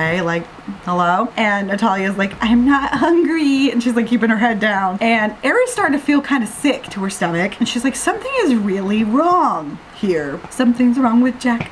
So she needles by Natalia's desk and she spins the little wheelie chair around and she's avoiding her eyes. Her hair is still in her face and she's like, look at me. And she's like, please leave me alone. She's having a bad day. Leave her alone. Jesus fucking Christ. Natalia sounded horrible, as though she had the flu or otherwise had been crying for 24 hours straight. There was a raspiness that Ari had never heard before. What the fuck, Natalia, look at me now. Like, again, I don't like the like domineering, because it's not just for show, it's not just for kink or whatever, it is literally her personality. I don't like that she is this kind of a character going after a character who is being so deeply abused by her own mother, and has been for a long time. I don't like it. I don't think you should treat victims like that. Now, I know that victims of different things feel different ways, but they don't know each other well enough for her to be just like out the gate angry. I don't like it. I think it's inappropriate. I think it's wrong. No thank you. And then when she does it, she just grips her chin gently, apparently, and turns her head, and then she sees Natalia's face, and her lip is split, and where the black eye she had before was healing, there's like fresh bruising, like fresh black eye, and it's all the way down her cheek. And Aries, like, I don't know how her eye isn't swollen shut. And Natalia had tried to cover it up with makeup, but she wasn't that successful. Girl, you need that Italian girls, this is not the time for jokes, but like, she needs that Italian makeup girl from TikTok's advice. Ugh. And I'm only making this joke because she's literally going from one abusive situation to another, and an author wrote it this way. She's not a real person. Like, I feel awful for her as a character, but she's not a real person. And somebody sat here and typed this away and was like, yes, the optics of this is great. And you're like, Shelby, it's suspense. I still stand by that you have to romanticize this a bit because it's a romance. You can call it a romantic suspense all you want. I mean, I don't feel suspense anywhere in the room with us, except maybe the first scene where the shots went off. Like, I just, And Natalia says again, please don't. But this she doesn't listen. And then she does this because she's a terrible person. She slammed her hand down on Natalia's desk, making the other woman jump, as well as several gasps being emitted from the staff near them. And I just wrote in my notes, she's been through an abuse event. So yeah, let's be abusive. She went through living nearly her entire life with this abusive woman. It gets worse, by the way. Her dad has not been in the picture since she was 7. She was kidnapped by you basically because of a shooting event at work that you took part in. You sent her home. She gets abused because of that. Well, I mean, it's also because her mom's a terrible person. Like, if her mom wasn't gonna abuse her, she just wouldn't. But still. And then when you realize she's being abused by someone who's not you after you sexually assaulted her multiple times while she was at your house / outside the restaurant, you're going to be abusive. You're gonna be abusive also. You're going to scare her and other people around you. Wildly inappropriate. This makes me so angry because I feel like after a certain part of this book, it feels very divorced from the first part, and it doesn't make a lot of sense to me. But Aries like, you're coming with me, and Natalia's just letting herself be led, and Aries thinks that's not a good sign. It's like, I secretly love her bratty behavior. I'm like, we know it's not a secret because you keep thinking it to us, the audience. So she goes in the office, she locks the door, she calls Dawn's like, hey, I'm gonna be gone for the rest of the day, like, I'm gonna go home. And she's gonna call her doctor to do a house call for Natalia, which is kind of hot. And she thinks God only knows what repeated blows to the face can do to a person, which is fair. And then she wants to see all of her injuries, and she's like, who did this to you? And Natalia's like, no one, because this woman is unhinged. And Aries thinks, what the do I do? Aries was not used to women crying around her, not like this anyway. Sure, sometimes in the bedroom, but only because of pleasure. I'm like, yes, those are not related. Also, you're a woman. You said you have a sister. You had parents, and presumably one of them was your mother, if I remember correctly. Your best friend is Dawn. You were married to Veronica. How are you not used to seeing women cry? Hello? I don't like when people write butch femme and then try to make it like hyper, almost gendered, because yeah, some butches and femmes, by the way, have complex relationships to womanhood and gender. That doesn't make them a misogynist. I mean, sure, some of them could be, but like, why are we always writing about the couple of misogynists that probably exist in our community? I'm sick of it. But she brings out the first aid kit. She asks if she has any allergies to medication. Natalia says no, but she gives her 2 paracetamol, which I think is it Tylenol or ibuprofen? It's one of those. I just know because I have watched a lot of British crap. Paracetamol. And then she's trying to take off Natalia's shirt, and she says no, please don't, but she does it anyway, which is inappropriate. This is an abuse victim. Also, according to you, you don't know if a partner did this. You don't know who did this. You just suspect her mom did it. What if her partner did do this? What if it was an extended, also kind of like sexual abuse situation? You are being extremely inappropriate and cruel to somebody you barely know. Like, I just don't get it. Like, why can't you wait for the doctor to look? Like, she went to work. She's clearly breathing. Like, I don't, But she's horrified. She wants to vomit because there are a lot of bruises in various stages. And Aries like, this couldn't have happened when she was at my house or when she was at work, because this is a lot. Like, it feels like it happened over the last 12 hours. And she's like, please tell me what happened. Did someone from the other night find you? Did you get mugged? What happened? And Natalia shakes her head and she's like, okay, then what? Because she wants to fix it, which I understand. I have that impulse a lot, but that doesn't mean you should try. And Natalia just says, I can't. And she's sobbing. And Aries says, don't tell me, ... But she then goes, your fucking mother. And I'm like, yeah, obviously. I'm scared of what will happen if I go home again, and equally I'm scared what will happen if I don't. I'm not letting you go back to that evil fucking woman, not ever again. Right now, my only aim in life is to keep you safe. That is my #1 priority. And she's like, really? And again, like, this would be fine. This would be awesome, actually, if she wasn't an abusive weirdo herself. If she wasn't an abusive weirdo. Because it's not, like, no. It's like, yes, you mean the world to me. You need to know that I will do anything to keep you safe. Don't you see that? I'm scared of what you might do. I don't want anything bad to happen to her. Why the fuck are you trying to protect her? For fuck's sake, look at your face, Natalia. Look at your back. I'm sure there's damage in other places too. Then you try and convince me this is what a loving parent does to their only child. This is fair, but I don't think now is the time to be having this conversation. And I also think that a lot of abuse victims, particularly when it's their parents, have a complicated relationship with their parents. And I think one of the reasons I didn't is because I definitely think I have autism, and my black and white thinking is very strong. So at a certain point when I was 11 or 12, I thought, oh my God, people who love you don't do this to you. I would never do this to them, but they're doing this to me all the time. And then my other thought was, if these people weren't related to me, would I hang out with them willingly? And my answer was no. And I was like, wait a minute, why have I been beating myself up for all this stuff when really, even though it seems like I'm the common denominator, I'm a child. And the common denominator is actually them. Yep. But at the same time, I think when you're having, like, for example, like when I was a kid, if I was having like a meltdown, I had them a lot in middle school, I wouldn't have been able to receive any of what Ari is saying. And she's not having an autistic meltdown, but she is recovering from being severely beaten and abused, and she's been being abused for a very long time. I just don't think now is the time or the place, you know, like maybe she'll be more open to it in a hot sec, but not right this second, okay? And Natalia says, I could never get away, and I stayed because I felt guilty, and when I wasn't there on Monday and I didn't show up again until Thursday to give her alcohol, she was mad. I've never seen her fly into a rage quite like that before. I swear it was never this bad until last night. And Ari pulls her into her arms and she's trying to be gentle, and she's like, it'll be okay, I'm sorry that my shit caused this for you, but I will make it right, I swear. And she's like, what are you gonna do? And she's like, you know what I'm gonna do, right? I don't have to spell it out for you. No one touches you like this and gets away with it. No one. Natalia nodded and tears slipped down her cheeks. I know. I didn't want to tell you because I knew what you would do. As much as I hate her, I don't want to be responsible for something like that. Ari took Natalia's much smaller hands in hers and looked at her. You are never responsible for someone else's actions, not mine and certainly not hers. She has inflicted enough damage on you and doesn't deserve to live. Let me worry about all of this. Right now, you're going to stay in this office. The couch is comfortable. I want you to lie down and get some rest. I doubt you slept much last night. I will get some blankets and a pillow for you, okay? And she's like, okay, Ari. And I wrote in my notes, why is this simultaneously hot and repulsive?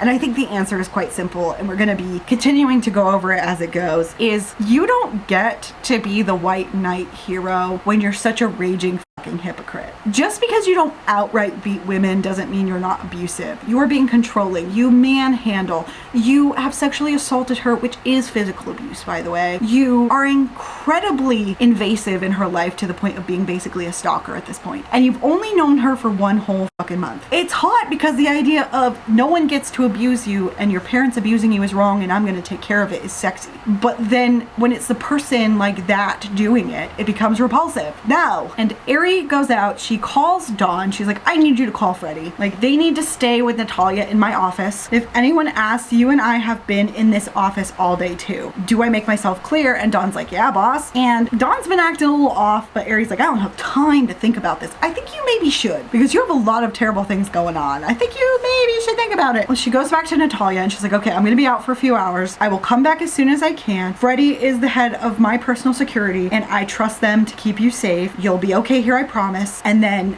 Dawn returns with Freddie and Natalia's eyes kind of grow wide because Freddie is a huge person.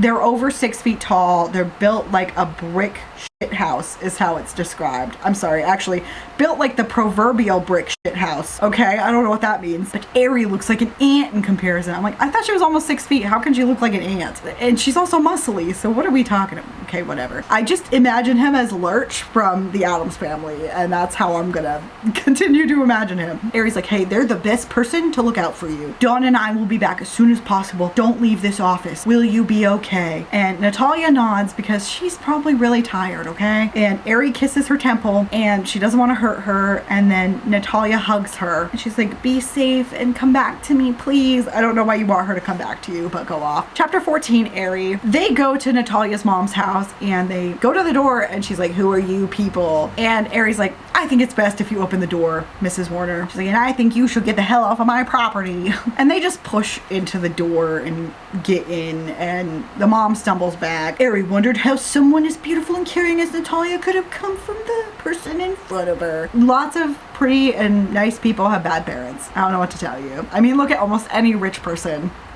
But she also is like, I don't understand how Natalia can even stay here. It's disgusting in here. And I'm like, yeah, but it's also been like multiple days since she's been able to clean up after her mom because of you, and then getting beat up by her mom. So it's probably extra bad. And she's like, who are you? Who are you people? And she's like, I'm the woman who's been protecting your daughter. And she's like, well, I never thought she'd be fucking a woman. I mean, I thought I'd beaten the unnatural desires out of her. Though I suppose you look enough like a man. Fucking bull dyke. She shrugged and turned her focus back to the television. These people broke into your house and you're seriously telling me, I know she's an alcoholic, but like, you're telling me she's just like staring at the TV and then kind of engaging with them, being a lesbophobe. And Dawn comes in with several medications and the mom is like, what are you, who are you, and what are you doing with my medications? And Dawn's like, well, is your name Mr. William Henderson? She's like, that's none of your business. Are you sleeping with my daughter too? Well, at least you almost look like a female. Like, what does, but you were being homophobic. I don't, okay. She's like, I have pain and my neighbor gives them to me because I can't go to the chemist. My daughter is a lazy little bitch. I won't get them for me. Ari strides over there and slams her hands on the armrests of the recliner. And she's like, if you continue to speak about Natalia like that, I can promise you this will end in a much worse way than I had planned. And just what do you think you're going to do? And she's like, I'm going to kill you. I was like, oh. She's like, fuck off of my house.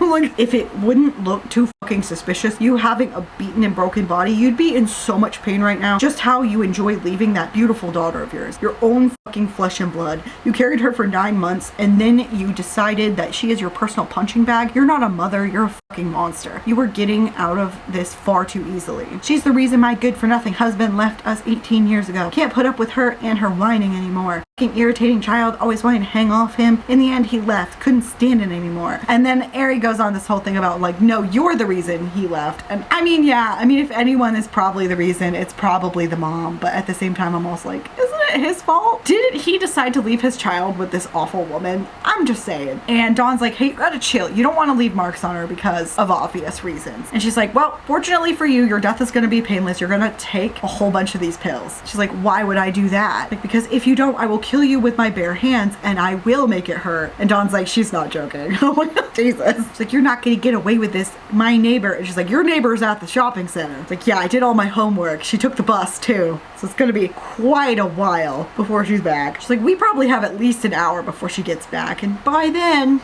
and Dawn's like, do you want me to deal with this one, boss? And she's like, nah, you took care of Penelope for me after she got fired. I'm like, why are we killing so many people? But that was a fake employee, apparently. No, she was an employee who created a fake employee so she could siphon some money. Okay, I guess. And the mom is kind of looking like all over the place, like, shit, how am I gonna get out of this? And she's like, no one's coming for you, I promise. And then she starts opening the blister pack, and Aries excited to watch her die. Chapter 14, Natalia. Natalia is back at Aries' place now with Aries, and she can tell that we'll read how she feels about how Aries feeling. She was already seething, and Natalia didn't want to add to her anger. Yeah, it shouldn't be her job, because she is the abuse victim, to now tiptoe around her new abuser's feelings. Like, she's not okay. But the doctor's gonna be here in about an hour. She just says, okay, thanks, Rachel. She's like, is it okay if I shower before they get here? And Aries like, of course, like, do you want to do it now? I'll pop some clothes on the bed for you. And I asked Rachel to get you some casual clothes and pajamas and other things, like whatever she thought you might need. And Natalia gives a little smile and she's like, thanks. God, why did Aries have to be so caring? She came across as so ruthless, so dangerous, but it appeared when it came to her, Aries had a soft spot. She didn't know what to do with that. It seemed her entire life she had lacked anyone truly caring for her or willing to do whatever it took to keep her safe. That is so sad. But also, like, I understand this appeal. Like, because I want a good mafia romance where, like, in my opinion, I want a butch mafia, like, head making all these horrible, terrifying decisions. And then I want their girly pop femme wife to be like, I really want to get one of those gay clubs. Can we go do that? And her be like, anything for you, baby. Anything. And that's what I want. But that's never what I get, is it? No. But she knows that her mom got found with an overdose, and also she washed everything down with a bottle of scotch. And the death, at least for now, is being treated as a suicide. But this is the UK, where it's the land of CCTV, so I highly doubt they wouldn't check the CCTV. You know what I mean? Like, and Natalia's feeling a weird sense of relief now that she never has to go back to that house. And she's thinking about how she's free, and she's like, do I even want to go back? I don't know. And going back would mean being alone. It would mean being without Aries. Okay, girl. And we also learned that the only reprieve she got from her mom was her mom kicked her out when she was 18, just after she finished high school, because she had come out as a lesbian. And then when her mom was 21, she contacted her again, said she changed, she was sorry. And Natalia stupidly believed her. And by the time she showed her true colors, it was too late, because Natalia had already moved back in with her, sold all the stuff from her apartment. Natalia's switching on the shower, and she gets her skirt off with no problem, but the shirt is going to be really hard to get off. And she asks Aries to help her take off the shirt. And Aries like, what's wrong? What do you need help with? And she explains that it hurts. She can't get it off. And Aries says, oh, my sweet girl, I'll help you. She's like, I'm just going to cut it off. It'll be easier that way, and I'll buy you another one. Don't worry. And I'm like, okay, that's kind of nice. And she cuts off the shirt, and she sees like a lot of scars and a lot more areas that are not great. She's like, what the actual fuck, Natalia? She did this to you? What are these scars from? And I'm like, I feel that you're too intense for someone who needs you to maybe be softer right now. And Natalia looks away and thinks, this is why I never let anyone see me naked, which is deeply sad. And she thinks she feels like she owes it to Aries to explain. I'm like, I don't know why you think that. It's like a mixture of things: cigarettes, knives, boots, ... anything she could find. I believe there's a mark from an electrical cord somewhere. I've lost track over the years. She's like, how long has she been doing this to you? She's like, since my dad left. She's like, fucking hell, Natalia, you were 9. A fucking child. Yes. Glad you could do math, homie. She's like, well, some of these have just been there since then. She's like, if she wasn't dead, I'd fucking kill her again. I'm like, yes, we know. Thank you. She helps Natalia take her bra off. And Natalia's like, don't worry, it's all over. Thanks to you. I'm gonna shower now. Thanks for helping me. She gives her like a quick kiss. She's like, I'll wait outside. If you need me again, just call for me. And she leaves, which is actually nice, because I thought she was going to continue to be the worst. And after she's done with her shower, she's like, do you need help getting dressed? And I didn't realize that Rachel didn't get you any clothing that can just button up front. So I got you one of my shirts just in case, and you can like pop on some leggings or something else underneath, and I'll get Rachel to get you more clothes. And Natalia shakes her head, and she's like thinking she'll be fine. She doesn't want Aries to spend even more money on her. I think she owes you way more than money, fam. I think she owes you way more than money. She's like, you don't have to do that. I have clothes at my mom's house. She's like, maybe you could drop me off there tomorrow after work or whenever you're free. Oh, Natalia, you're not going back there, not even to collect items. I will buy you anything you want or need. If there's anything personal or important to you, I'll retrieve it, but otherwise, ... I don't think it's a good idea. You can't pay for everything for me all the time, and I can't stay here forever. Natalia, I'd burn the world down for you. You have to know that by now. Wasn't today proof enough? There is nothing I wouldn't do for you. But look, I'll leave you to dress and meet you down downstairs. I'm just like, nothing bonds you like a terrible secret, a terrible, awful secret. And she gives her a kiss on the forehead, and then she's out of there. And I just want to say quickly, I feel like now in the story, based on where we are with the murder of her mom, there's no going back. You can't like worm your way out of this now. I feel like you just have to make the most of being stuck with an insanely hot butch with a large bank account. Like, she's the worst, but at least you have money and eye candy, I guess. Chapter 16, Natalia. The doctor prescribed strong painkillers. There's no broken ribs. There's nothing that serious, so she doesn't have to go to the hospital. And Natalia asks the doctor not to officially record the injuries, and she agrees, but she offers her a business card. I don't know if doctors are allowed to do that, but I also don't know the rules about doctors in other countries, because doctors in the United States, I'm pretty sure all of them are mandated reporters. So, like, it's very different here, I think. I know that they can just ignore that, but like, I don't think you're supposed to. But Ari made sure that she had dinner and took her pills and is getting tucked into bed, and she just relaxes while Ari showers. She's waiting for the medication to kick in, and then Ari comes in, is clad only in a sports bra and boy shorts. Even in her pain-filled and slightly drugged state, Natalia could still appreciate the sight of the magnificent body in front of her. In addition to the tattoos on Ari's arms and torso, she had both thighs done, back and front. The tattoos disappeared under the boy shorts, which were so tight they looked like a second skin. Jesus, why do you have to look so good? She says out loud. Like, sorry, do you want me to put more clothes on? I usually sleep naked, which means this is a lot for me. Seriously? No, you're fine the way you are. More than fine. Hey, why don't you call me princess anymore? You've stopped. That night in the car park, ... You told me not to. I'm respecting your wishes, though I might slip up sometimes, so apologies in advance. And I just wrote, you have not respected any wishes.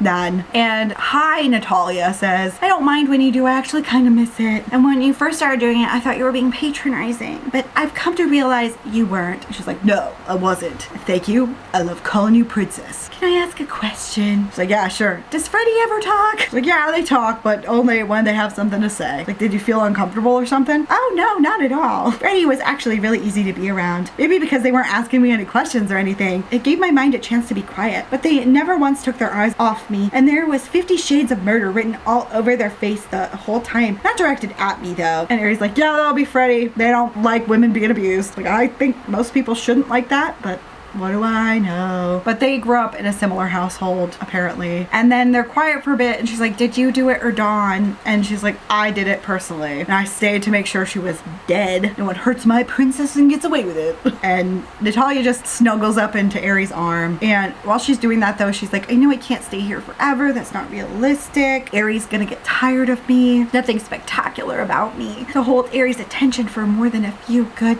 bucks. I'm like, that's so sad. That's so sad. And also, you could have been written as like a person with interests and dreams, but instead we didn't do that. She's like, thanks. I didn't know how I was gonna get away from my mom. It seems no matter what I tried, I couldn't. She's like, I know that you don't want me to go back there, but I think I should get out of your space. I have nothing to fear in the house anymore. And she shivers though, because she hates that house with a passion, obviously. And Ari pulls her even closer and kisses her gently and says, abso-fucking-lutely not. You can't think I'm going to let you leave, can you? You're not going back to that house, not ever. I don't care if she's no longer there. I obviously don't know everything that happened, but I know it would hold the worst memories for you. You'll stay here. Ari said the last words as if the decision was final. I'll find a rental then. I can't stay here forever. I know I can't go back there. I do know that deep down, but I will have nowhere to live if I don't. But if I get her estate and everything settled, then sell the house, I could find somewhere else to live. In the meantime, I can find a rental and move some of the furniture from my mother's house. It just might take me a few weeks to do it. Do you mind if I stayed in your spare room until I got things sorted out? I mean, I appreciate you sleeping next to me tonight. I think I really need it, but I can't always be in your bed. Yes, I do mind. And Natalia's heart sinks and she's like, I'm either gonna have to go back to that house or be homeless. I'm like, that is so clearly not what she means, and it's much more alarming than that. Ari gently runs a hand across her cheek, is like, get out of your head. I do mind, because there's no way I'm letting you go anywhere. Did you not hear me before? I wasn't talking about you not returning there only to find another place for yourself. I want you here. If you want to leave, I can't really stand in your way. It's ultimately up to you, though I'd prefer you stay. As for the spare room, ...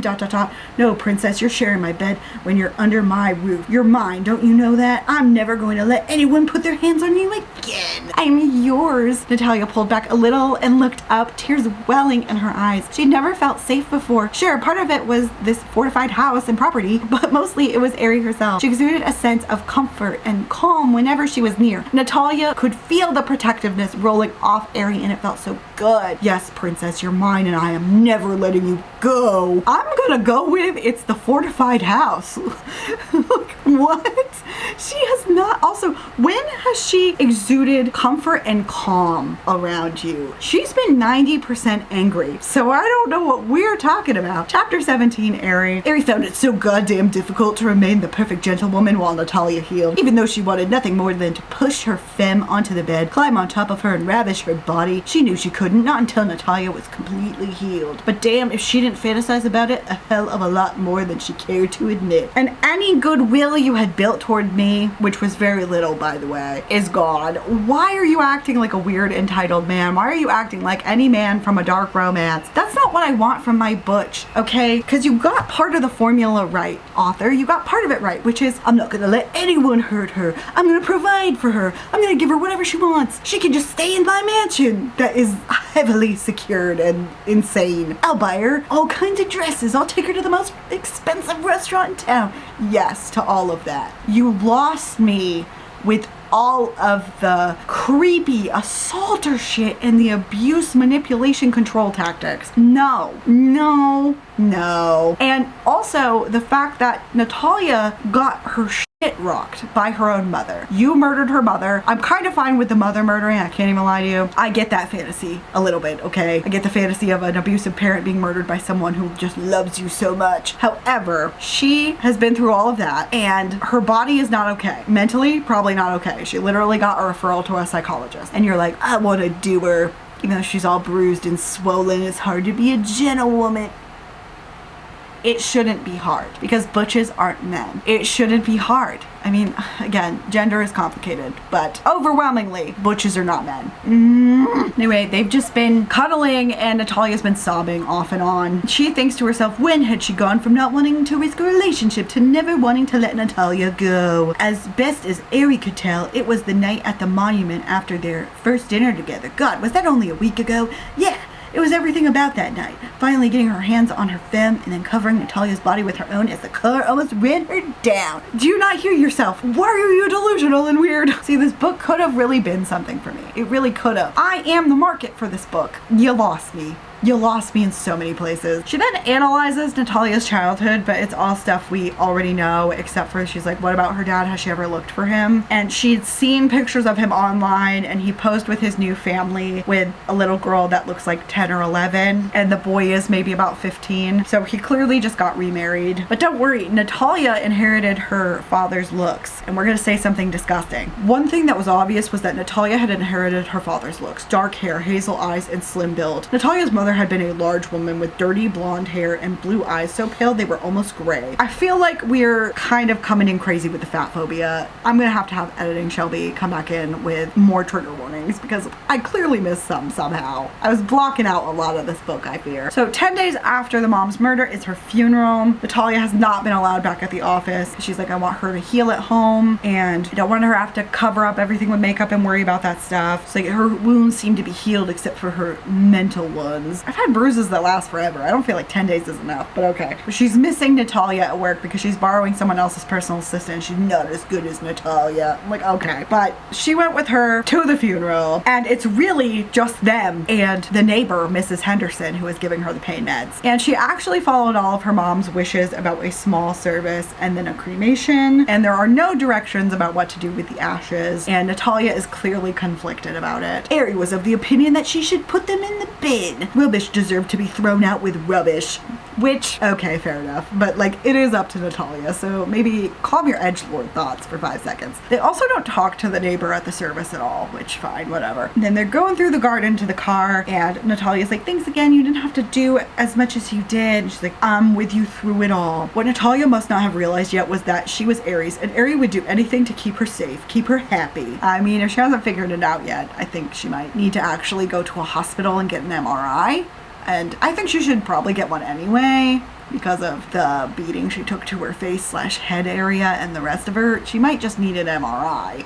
Like, I'm sure that doctor didn't wheel an MRI into your house. Like, we finished the chapter with her thinking there's nothing I wouldn't do for this woman. We know. Chapter 18, Natalia. So it's the day after the funeral, and Natalia just curled up in bed until 5 in the afternoon. She was like, Ari, you just go to work. I'm gonna be fine. But I'm not fine. I'm like, well, obviously no. And Natalia has been going back and forth about her options. Ari was practically a stranger as Natalia was to her and her boss. If she continued to work at Snow Securities, it might become awkward at work if Ari decided she no longer wanted Natalia. Or perhaps work issues would be brought into the house and she would need to leave both job and the house. If she didn't have a job, she wasn't sure where she would end up. Which I feel like is fair because when you've been abused in any way, really, a lot of times you just go into survival mode, and this has been nearly her entire life. So I feel like she's just been in survival mode and she's just like, I don't know what to do. And also I wouldn't trust someone who's also abusive. Her brain knows something that the rest of her does not yet.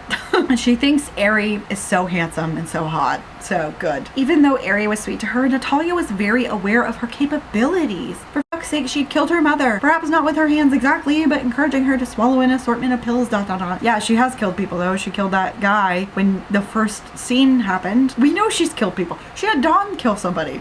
Like, hello? But the bedroom door opens and Ari is home. She just got back from work and Natalia's just watching her take off her clothes, and I get it. I have floated around the idea of a butch strip club where they don't even have to get naked. I just kind of want them to be there folding laundry or something. Chopping wood.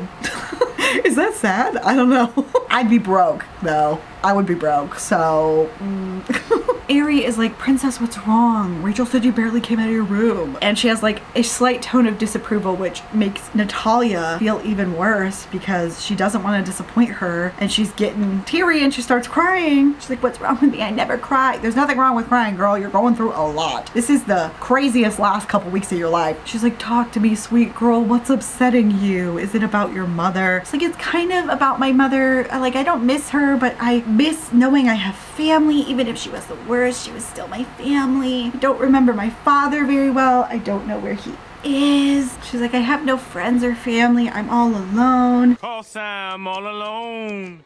There's no one here beside me. She's like, no, you're not. You have me. Rachel loves you. I think even Mrs. Dougal is partial to you. She keeps asking when you are returning, and you'll make other friends. I know you will. And Natalia's like, come on, that woman hates me. And I'm just like, it's kind of a crazy thing to say, to be like, hey, all these people you barely know, they love you. I just feel like it's weird love bombing almost, you know? She's like, she's probably looking for my replacement right now. And she's like, of course not. I smoothed it over with her. She's like, and if you don't want to go back to work, you don't have to worry about it. And that's what I want to hear. I want a hot bunch with a mansion who says, baby, you can buy whatever you want, to be like, baby, you don't have to work. I'll be like, say no more.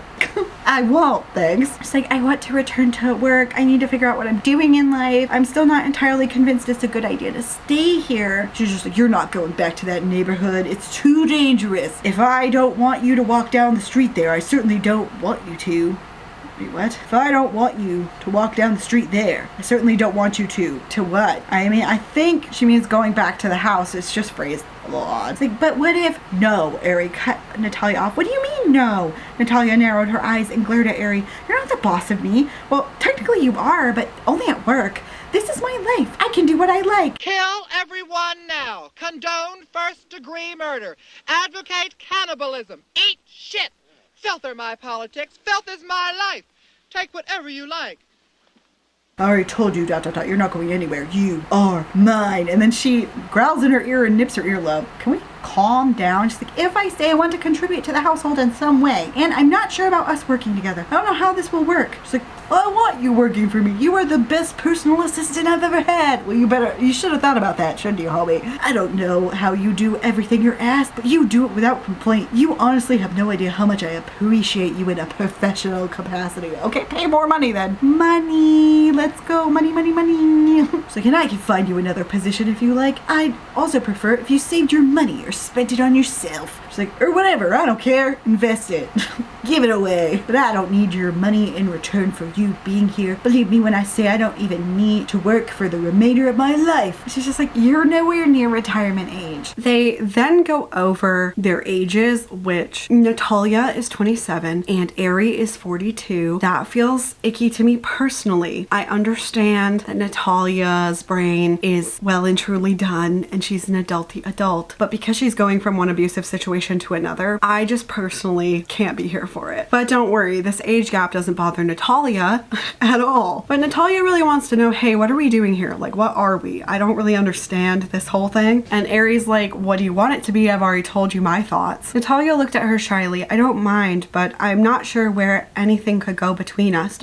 She saw Aries frown and continued, not because of our ages or even the fact that you are my boss. It's just ...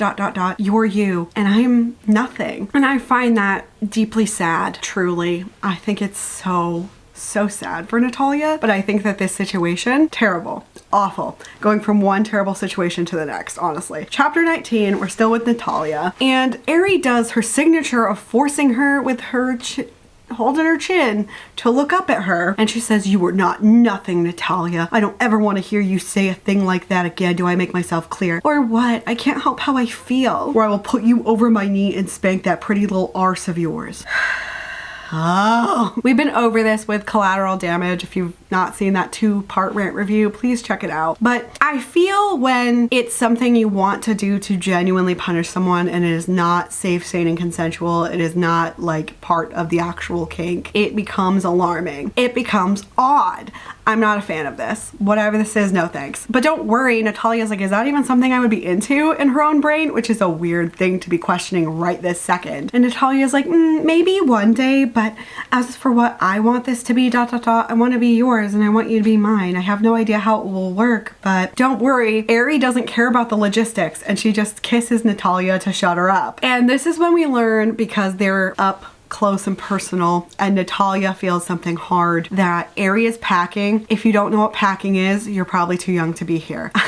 Like, leave. And Natalia is also too young apparently to know what packing is. Is like, what is this? And Aries like, do you know what packing is? And Natalia's just like, yeah, I do actually, but like, do you like this? I don't. And Aries like, yeah, it's kind of handy to just have one with ya. And Natalia says, I've never noticed before, which I think is very difficult. Like, I guess it depends on how it's positioned, I suppose, and like the size of your pants, but I don't know. And thankfully, Aries finally realized halfway through the damn book that getting consent is mandatory. And she asks if this is an issue. She's like, I'd love to fuck you with like this and all kinds of other toys, but if you're not into that, like, that's fine. And Natalia kisses her and is like, I love it. And I give you permission to use whatever toys you want on me. Okay. Finally, consent at almost 50% through the book. Whoa. They also go over if Natalia is okay with her calling it her cock sometimes. Hooray. And Natalia says, I don't care what you call it as long as you fuck me with it. I'm like, okay. Also, I genuinely do not believe that, like, if you named it something that most people on earth find repugnant, I don't think you'd be cool with it. Like, if she called her, you know what, Donald Trump, I don't think she'd be cool with it. They're gonna bone, okay? But Aries wants it to be all about Natalia, and so when Natalia's getting a little handsy, Aries ties her hands above her head to the bed frame with a tie. This is fine because there was consent and I'm fine with it. There's also a sexy threat of tying up her legs as well, but they don't end up doing that. And first they use fingers, then the dildo. And Natalia wants harder, and Aries worried that she's gonna hurt her, and Natalia's like, either do it harder or untie my hands so I can do it myself. She knew some people would have found it odd, especially given her upbringing, but this pain ...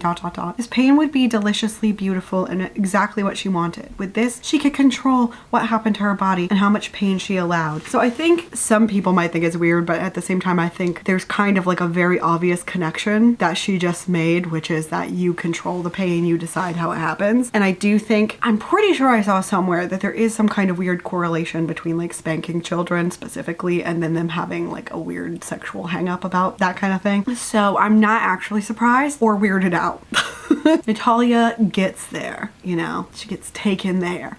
And Aries wants to still keep doing more, and we get this. I hate these kinds of things in books. I feel like it's been in a lot of books I've been reading lately and I'm not into it. I can't, at least she thought she couldn't. To date, she had never had more than one orgasm before, but tonight she'd had 2 already. She wasn't sure her body would be able to handle another, and yet she found herself responding to the touch. And Aries is like, just one more time, please. I want to hear you scream one more time. But they actually communicate, and even though Natalia's a little bit sore, she still wants to anyway, and they communicate in a way where, thank God, they're actually on the same page. If only this had been through the entire book, and then I would have rated this book way higher. And we end the chapter with Ari saying to her after Natalia's like, please don't stop. Ari says, I could never stop having you ... That's something I want to do for the rest of my life. Could be a great romantic sentiment that I would like if it wasn't for the first half of this book. Chapter 20, we're still with Natalia. Natalia is a bit sore in the morning and she wakes up to Ari getting ready to leave for work. And Ari says, I will see you when I get home and I'll try not to be too late. Natalia's like, are you sure you don't want me to come to work too? And Ari's like, not today. Like, your mom's funeral was only a couple days ago. And also you're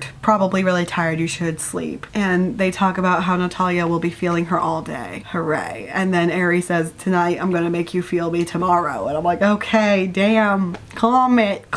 And Natalia thinks to herself, never had she felt so desired ...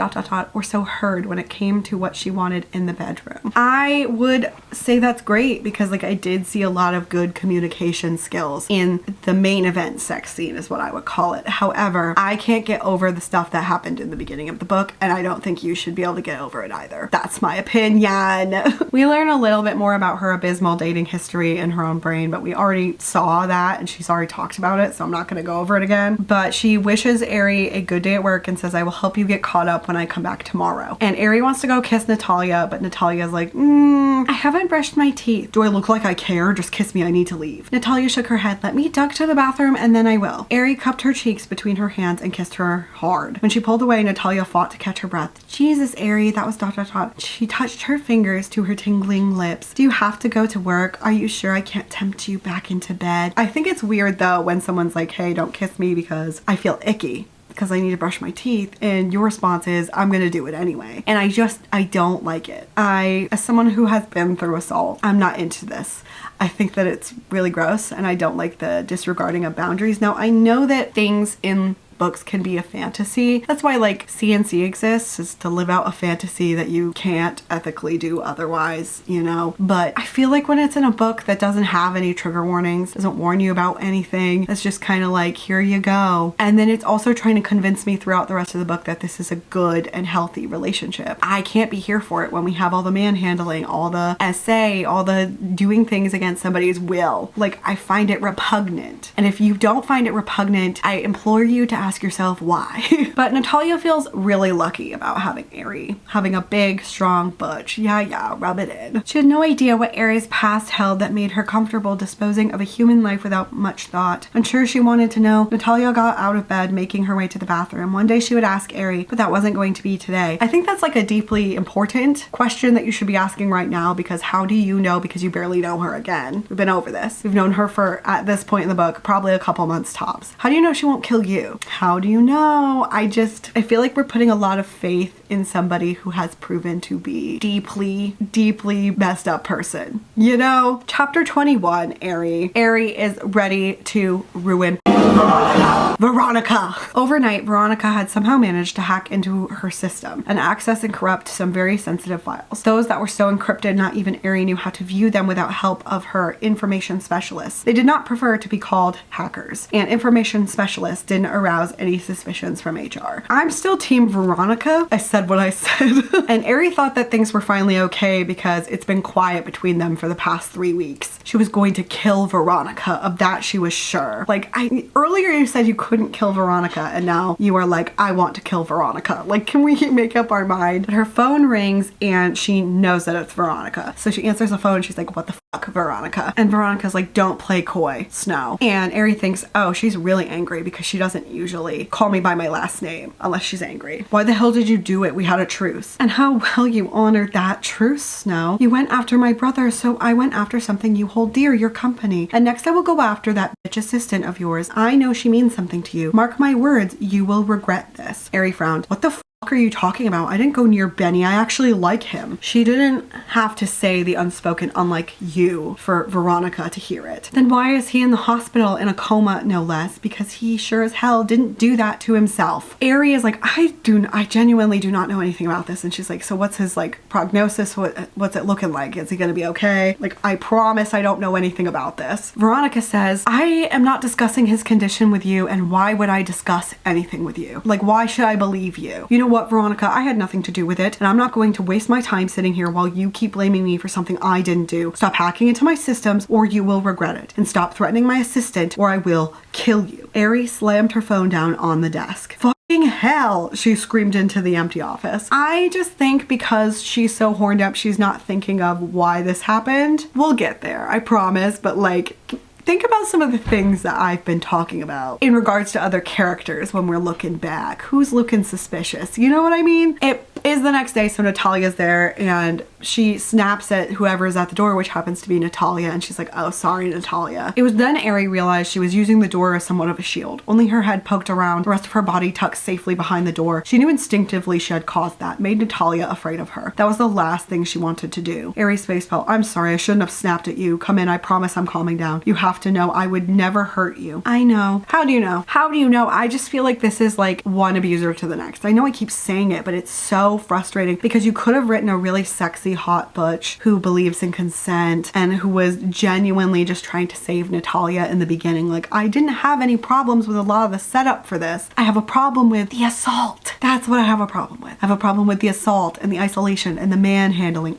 That's what I have a problem with. I just, it was so close to being something I liked. And Natalia is like, why are you looking like that? And she's like, it's fucking Veronica. She got someone to hack into our system. Natalia is like, who's Veronica? And she's just like, she's the whole reason all this crap started. I'll explain her another time. I don't want to think about her right now. And Natalia hugs her and is like, I'm sorry, are you okay? She's like, I will be once I get this all sorted out. And then Natalia asks, have you tried to get anyone to hack back into her system? Like, you could get a ton of information about her dealings and you could even see who hacked into your system. And Ari's like, how do you know so much about this? And this is where we learn that Natalia went to university for computer science. She just barely didn't get her degree. We'll come to that very quickly. And Ari's like, why wasn't that on your resume? She's like, because the job was for your personal assistant. Besides, beyond university and mucking around, I have no proper experience. It's the whole you need experience to get the job, but you can't get the experience without the job thing. It's not a big deal. And Ari thinks to herself, my company's not like that, but like pretty much everywhere is, so I don't really want to hear it. I would say one of the worst fields in the US right now for that is animation. Like, if you want to be an animator, the junior roles are pretty much non-existent, and even the ones that say they're junior require 1 to 2+ years experience. You can't get the job without experience, but you can't get experience without a job. It's incredibly frustrating. And then Natalia admits that she got caught doing something that she wasn't supposed to be doing. She was 14 when she hacked into something. She got a slap on the wrist and her uncle took the blame pretty much, and she hasn't seen him since. Fucking hell, Natalia, how did this not come up in your background check? I didn't even see your uni degree. Softly humming, Natalia replied, yeah, I didn't exactly finish. I was 2 units away from completion and something happened with my mother. And then Natalia wants to drop the subject because the reason why she didn't finish is because of her mom and her mom's alcoholism, and it's very upsetting to her, obviously. And Ari's like, of course, princess, but do you want to hack into Veronica's system for me? Do you think you could do that? She's like, it's totally fine if you don't want to do it. It's just a suggestion. And Ari really doesn't know anything about computers, and she's like, I know Veronica has a lot of firewalls or whatever they're called. And Natalia's like, hee whatever they're called. Hey, I let my people handle this part of it. I'm good with the physical security stuff, not the tech and cyber stuff. Okay, my handsome butch. Natalia's hands wandered up and down Ari's biceps,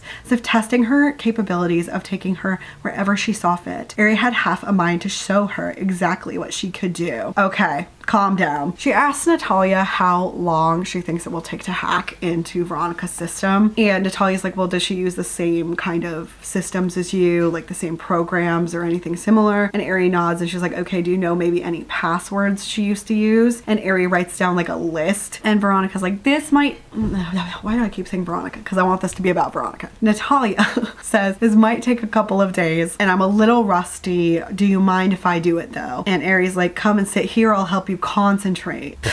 Sitting in your lap will definitely not help my concentration. She sat anyway, and Ari marveled at how much she loved it when Natalia sat on her. Want proof of illegal activity sent to the police through an encrypted email they won't be able to trace to you? Ari's mouth dropped open. You can do that? What the hell was that? And where had this more confident version of Natalia been these past couple of months? She was being actively abused, so you're welcome. And then Ari starts teasing Natalia a little bit. It's like, I can't focus, you know, and they're gonna make it into like a sexy game, basically. Chapter 22, Natalia, Ari's feeling her up, and she's like, okay, but where's the good part of this for me? This might take days. Like, what's the good part? And Ari's like, the good part is when I fuck you, finally. And I'm like, okay. But Natalia's not gonna get off until she gets into Veronica's system. And until then, Ari's gonna tease her. So I'll just read this because it's holy. I'm not gonna make you come until you access her system. Until then, I'll tease you. But when I make you explode, you will come so hard you can't even walk, and I need to carry you to the car. Would you like me to walk through the entire office with you in my arms? Might set some tongues wagging. Natalia's getting really hot and bothered and is like, oh my god, I can't do this.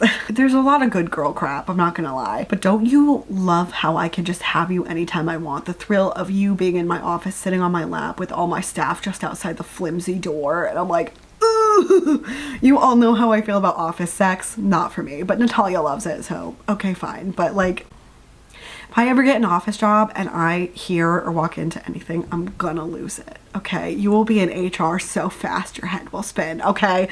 And Natalia tries to bargain and be like, you can have me and then I'll do the computer stuff. And Ari's like, nope, computer stuff first, fun times later. And Natalia's like, you're such a fucking tease. And then Ari gets mad about this and is like, I'm gonna punish you for your snarkiness, so I'm gonna make you wait until we get home. And that's only if you're lucky. I may choose to make you wait longer. Instantly, Natalia regretted her words, but she wouldn't apologize. She meant what she said. Ari was a fucking tease of the highest order, and truthfully, her punishment wouldn't be that bad. Ari would make it incredible when she finally did take her. Natalia would let her take her in any way she demanded. I wish there was more like enthusiastic consent, particularly around some of the I'm gonna punish you stuff. Like, I would like a little more, okay? Chapter 23, Ari. Ari is outside of Veronica's office building because Veronica should be theoretically be getting arrested, and she wants to see it happen. Natalia's at work, and she asked Dawn, her best friend, her biffle, to watch Natalia. We learn that they've been like besties for a long time since basically Ari's parents died in that car crash. However, they have known each other pretty much their whole lives. So she goes to call Dawn to just see that everything's okay, and it goes to voicemail, and she's upset immediately. And she's like, Dawn wouldn't not answer her phone unless something has happened. And she thinks if anyone's hurt Natalia, there will be hell to pay. I'm like, okay. So she tries to call Natalia, and it just rings and rings and rings. So she's like, never mind about Veronica, and she turns the car around. She's headed to the office. It's like 10 minutes in traffic. She's weaving all over the place, and she gets in the elevator. She goes up, and she's like, where is everybody? Like, this is not normal. And then she goes to the break room, and everyone is in there, and Mrs. Dougal, the office manager, is surrounded by everybody, and she has a little party hat on, and there are candles on this cake, and Ari's like, I've never seen Mrs. Dougal smile like this, like, dang. And she's searching for Natalia, and she finds her in the corner, and she looks fine, but Ari is pissed.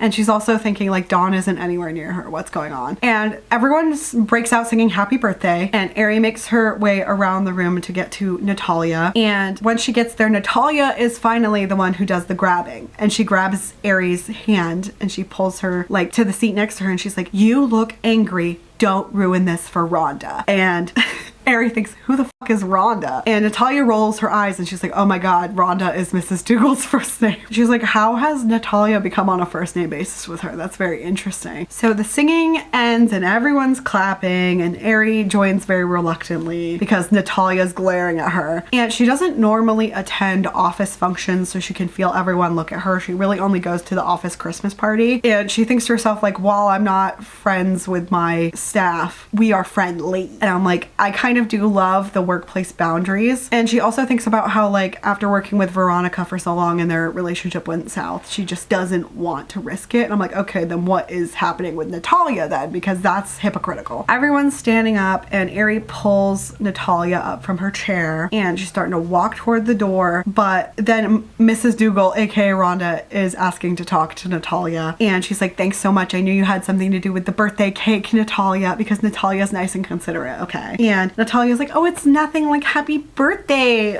She's like, I have to go do some work really quick, but I hope you're enjoying your celebration. And Mrs. Dougal's like, I love it, thank you. And Mrs. Dougal kind of like raises her eyebrows because she sees them holding hands. It's kind of like, and I'm like, yeah, fair. And then Aries like, have you seen Dawn? And Mrs. Dougal's like, I haven't seen her for a while, in like an hour or so.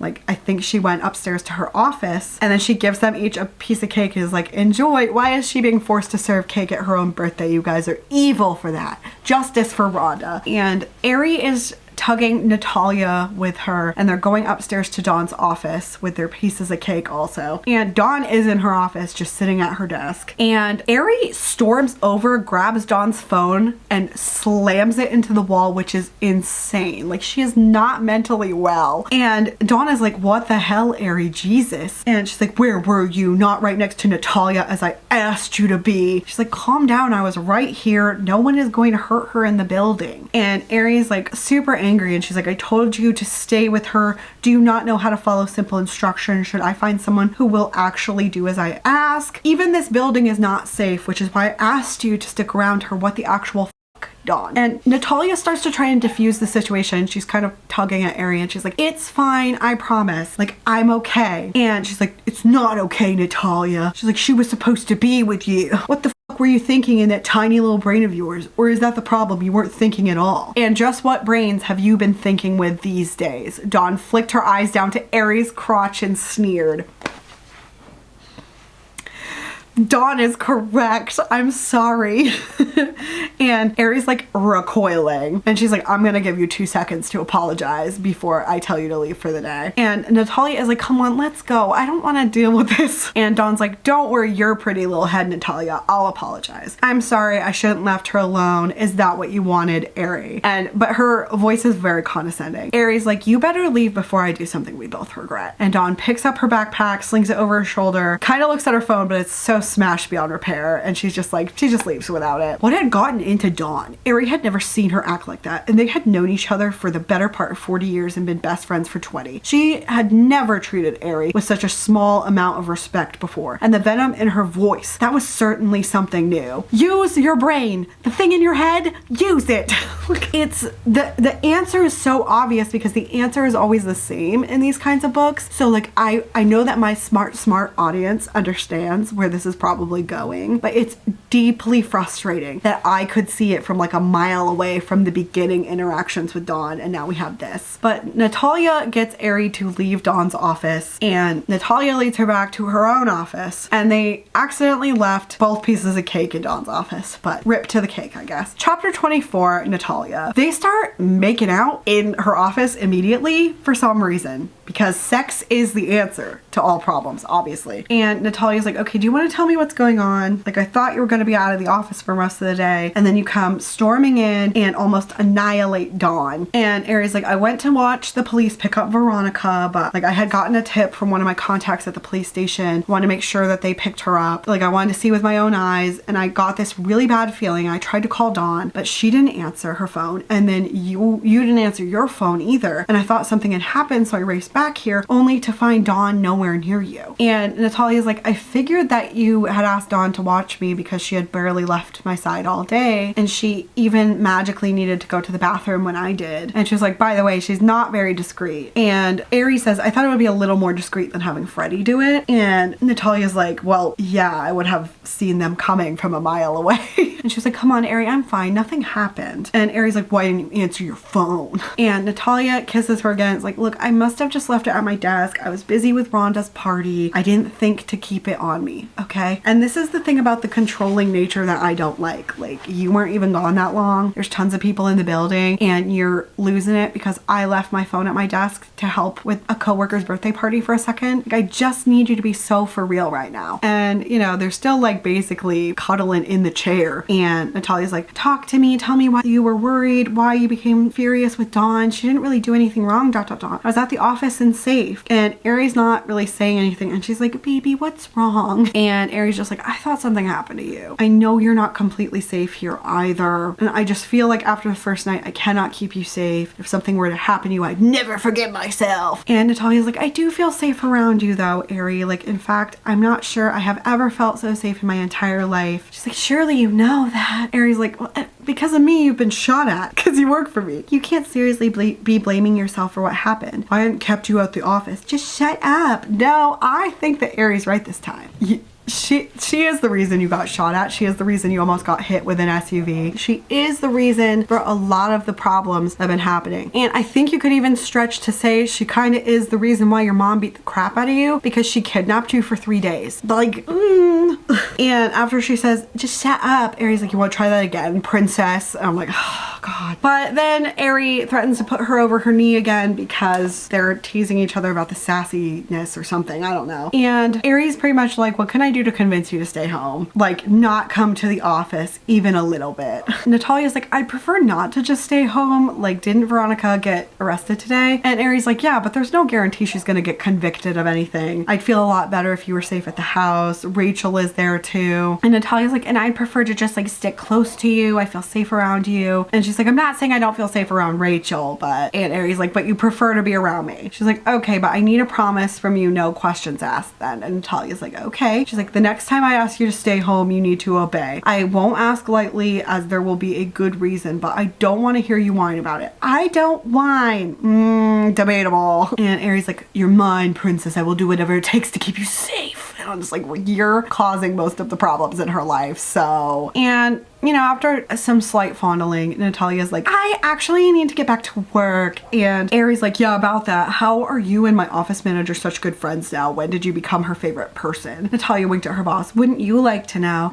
Wouldn't you like to know, weather boy? Now, you need to apologize to Dawn. I think you overreacted a bit. And Aries frowns. And she's like, why do you think I overreacted? At the end of the day, Dawn works for me. I asked her to complete a task. She did not. Simple as that. She's like, while you have a good point, your reaction was a little bit over the top. You insulted her and you pretty much called her useless. From what I can see, she's your bestie. And she's like, she is. Look, if it's important to you, I will go and talk to her. But then I really need to get some work done, and I need to phone my contact at the police station to make sure Veronica was taken in. And Natalia kisses Aries and she's like, okay, bye. Chapter 25, Aries goes to Dawn's apartment, and Dawn hadn't told her that she moved into this new apartment, this new nice one. She had to find out like in a roundabout way. And Dawn opens the door. Her eyes are like all splotchy from crying. She has a tissue, and Aries like, Jesus, fuck, you look horrible. I'm like, yeah, you're a great bestie, sure. And Dawn says, you don't look so crash hot yourself. Is that a British thing? Let's say it in a British accent to see if it makes more sense. You don't look so crash hot yourself.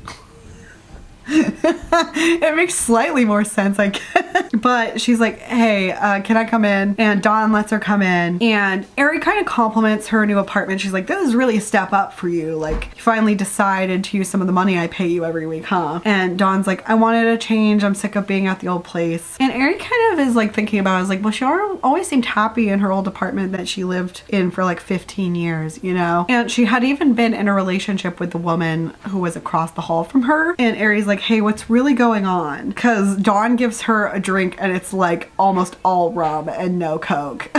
And Dawn's like, it's nothing. And Aries like, if I didn't know her so well, I would just take her word for it. But I do know her really well, and she doesn't seem like she's doing hot. And she's like, this is BS. And then Dawn starts crying some more, like a lot. And she doesn't really see Dawn cry that much, so she really doesn't know what to do about it. And she sits with Dawn on the couch and she's like, what's wrong? No more lying. And Dawn's like, Sophie broke up with me. And Aries like, oh, because she had thought that they seemed really solid. She's like, what happened? Come on, we've been best friends for years. Why did Sophie end things with you? Is that why you moved? Why didn't you tell me? Nodding, Dawn wiped her eyes and blew her nose. Yeah, I don't know why. She just said she didn't want to be with me anymore. I didn't tell you because you've been ... preoccupied lately. Aries wasn't sure what to do or say. She was not used to any crying woman, let alone Dawn. And since she had never been in a relationship that lasted any amount of time, she didn't know how to console on that front. Dawn and Sophie had been together for 3 years, and Ari definitely could not relate to that. And I wrote, you were with Veronica for 15 years. You did not have an amicable breakup. Why are you gaslighting me right now? What do you mean? But Ari's like, okay, I don't blame you for moving then. Like, I imagine it's hard to live right across the hallway from your ex. And Ari's like, I'm never too busy for you, which is just like categorically not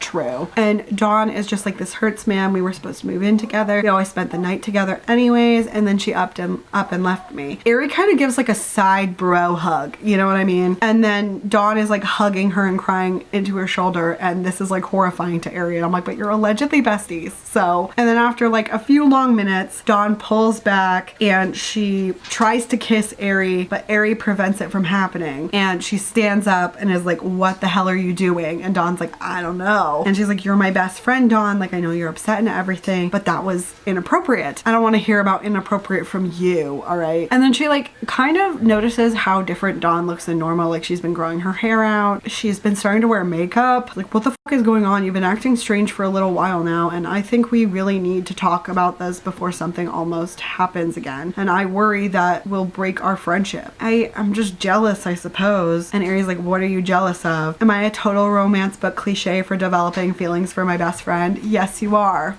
You're welcome. And then Ari's opening and closing her mouth like a fish. And she thinks, am I the most clueless fucking person in the world? Yes, you're welcome. And Ari's like, what? Like, I don't understand. Well, I do understand what you're saying, but like, Dawn is like, I didn't realize how I felt until I saw you with her, meaning Natalia. And Ari's like, her name's Natalia. If you're going to start having more attitude, I'll be leaving. I came to apologize, not hear you disparage my girlfriend. And Dawn's like, what? Did you just call her your girlfriend? She's like, yeah, I did. And Dawn's sitting up straight and she looks pretty angry. Do you have a problem with me being in a relationship other than the jealousy and crap you have going on? I remember when you said you would never ... Why her? Why not me? Is it because she's a femme and I'm ... not? She tugged on her hair. Why not me? Like, Dawn, you dodged a bullet. You don't want this one. I seriously promise you, not the one for you. But Ari's like, you're my best friend, Dawn. There's never been anything between us and there never will be. Let's just forget this ever happened. I don't want to ruin our friendship. Dawn's like, I can't forget about this. I can't forget you. What can I do to change your mind, to take a chance on me? And Ari's like, I'm gonna go before this gets any more out of hand. And she's like, maybe take a couple of days to yourself. Dawn, okay, like take as long as you need. And she walks away because she doesn't want to talk to Dawn about this. And she thinks to herself, what the fuck just happened and how the hell was Natalia going to react when she told her? Chapter 26, Natalia. Natalia doesn't see Ari for the rest of the workday. She's getting kind of antsy the closer it gets to 5. And Ari hasn't responded to any of her messages. And she doesn't know whether to wait for her or to like call a car. And she's just about ready to call a car and Mrs. Dougal's like, hey Natalia, I just want to say thank you for the cake. It was so appreciated. And she's like, of course, like, are you going for the day? And she's like, oh yes, but she's like, Miss Snow called not that long ago and said she'd be waiting for you at home, okay? Like, what's going on? And she's like, what did Miss Snow say? She's like, I asked her, but she said it was complicated. And Natalia is worried about this because she doesn't want things to be complicated. And Mrs. Dougal's like, and then she sighed and says, that's not fair. You guys are, and she told me you guys are dating. And she's like, oh my God, Rhonda, you're scaring the hell out of me. But she's like, but yes, we are dating. And we just haven't told anyone. And she's like, oh honey, everyone knows. Like, we all saw the way she looked at you today and you were holding hands. Like, and she's like, and there was a tenderness there. But don't worry, I won't disclose what you or Ari told me today. You can tell people when you're comfortable. Rhonda's a real one for some reason. But Rhonda's like, anyway, I'm off for the evening. And there will be a car waiting for you in about 5 minutes. It's the same driver. You know who to expect. And Natalia wishes her a happy birthday again. Rhonda, have a good night with your family. She gets down in the car and she's like, come on, Stephanie, just call me Natalia. Don't call me ma'am. Like, and Stephanie's like, maybe one day, ma'am. And I'm like, and then she gets driven home and she's like, hey, lighten up, Stephanie. I'll see you next time. Enjoy your night. The house is quiet when she enters. She can hear Rachel, but it's like pretty quiet. And she's like, hey, Rachel, where's Ari? She's like, in the gym. She's been in there since she got back. She's not in the best of moods. So watch yourself. Not that she'd ever hurt you. You know that, right? Like, if so many people are trying to convince you of that, I think you have things to worry about, okay? But Natalia's like, yes, it's fine. I already knew what you meant. She's like, thanks for caring. I appreciate it. And Natalia goes into the gym and she knocks and she doesn't hear Aries' voice. So she just goes on in, and Aries looking really hot with her muscly arms, and I get it.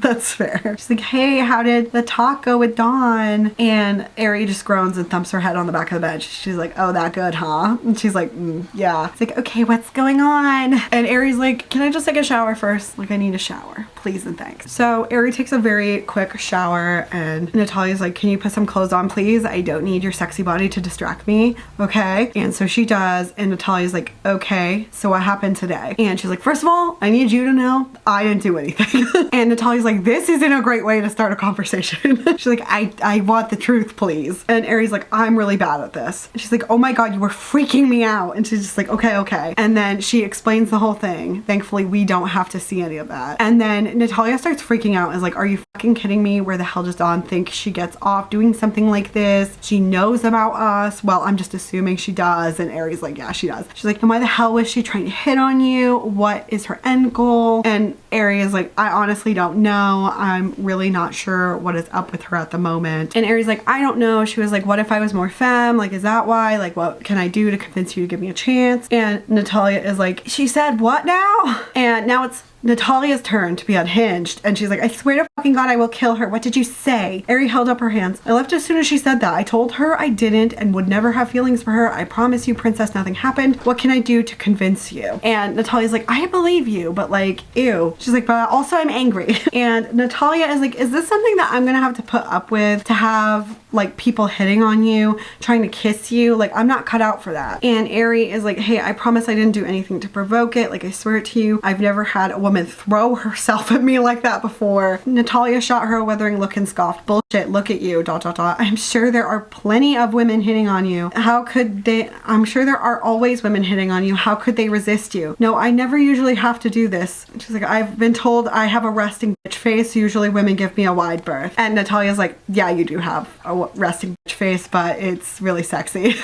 And then Aries like, come here, and they hold each other, and she's like, surely by now you know that you're the only one for me. There is no one else in the world I want to be right here in my arms. Natalia sighs, and Aries says, just as you are mine, Aries told Natalia when she pulled away from the kiss. I am yours. Never forget that, princess. Yeah, you won't let us forget it, so what can we do? Chapter 27, Natalia. Natalia hears a loud thump from Aries' office, and she calls Aries' office, but there's no answer. She hasn't seen Aries leave the office, so she goes and knocks, but there's some blonde woman in there, and she's like, what are you doing? Who are you? And the woman is like, Aries just washing her hands and her face. Natalia's just staring at her, and she's like, oh, you didn't know? Guess she hasn't told you that we really haven't left each other alone. I come here quite often. Perhaps you were her little side piece, but don't worry, I don't mind sharing her sometimes. Natalia's like, you're a liar. I work here. I've never seen you before. And she's like, there's a back entrance, and she like points at it.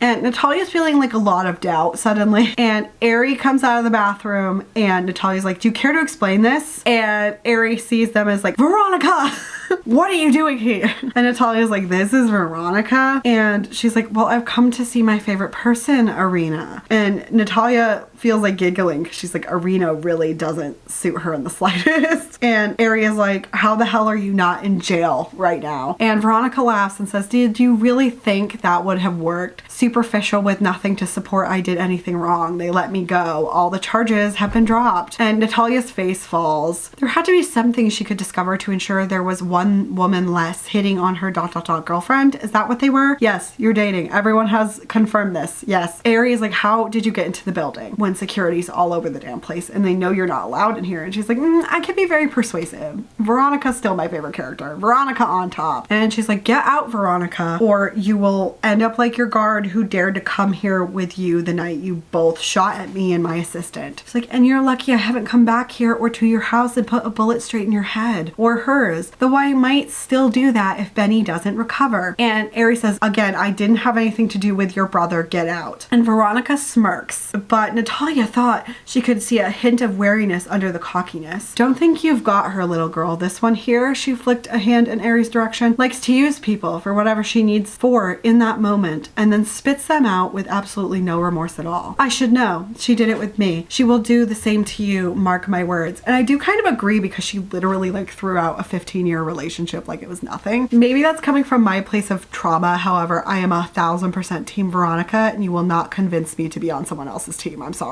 And Aries like, what did she say to you? And she's like, you told me there would be no more women hitting on you. It's been barely a week and I walk into that. And she's like, okay, but tell me what the hell she said to you. And she's like, she implied that you two were like, you know, banging and that's why you were in the bathroom to wash the evidence off your face. And she's like, fucking bitch, the security team is getting fired for sure. She's like, she should have never been allowed past the front desk. I'm so sorry, princess. I'm sorry she hurt you. I can assure you nothing happened. She's like, Veronica and I used to work together. We were lovers and prior to that we were friends. When it became we were not good for each other, personally or professionally, we parted ways. What I thought was amicably. I don't feel like it was amicable, but okay. She's like, but for years she's tried to sabotage me, stealing clients, hacking into our system. And I'm just like, so it wasn't amicable and you knew it, but okay. She's like, why does she call you Irina? It's so funny to me. And she's like, she never used to, but she knows it makes me mad. And she's like, when she's really mad at me, she calls me my last name, which is Snow. She's like, is she the one who shot at us the first night and drove the car in the car park? Aries says, yeah, the office part, definitely. And she's like, the car park, well, that was either her or someone who works for her. I don't know. She's like, but she's escalating. Somebody put her brother in a coma not that long ago. And Aries says, apparently Benny doesn't have a good prognosis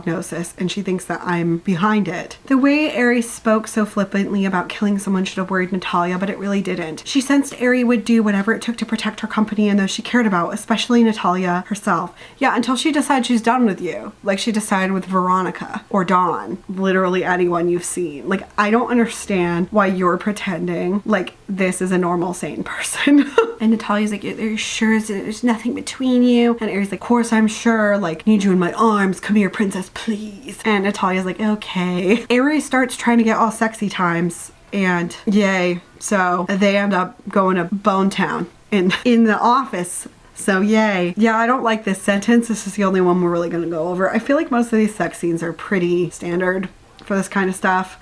Like, they're better than Collateral Damage for sure, but are they good? I don't know. But she felt a flood of warmth trickle out of her and over Aries' hand as she slumped forward, panting heavily. So is it a flood or is it a trickle? Let me know.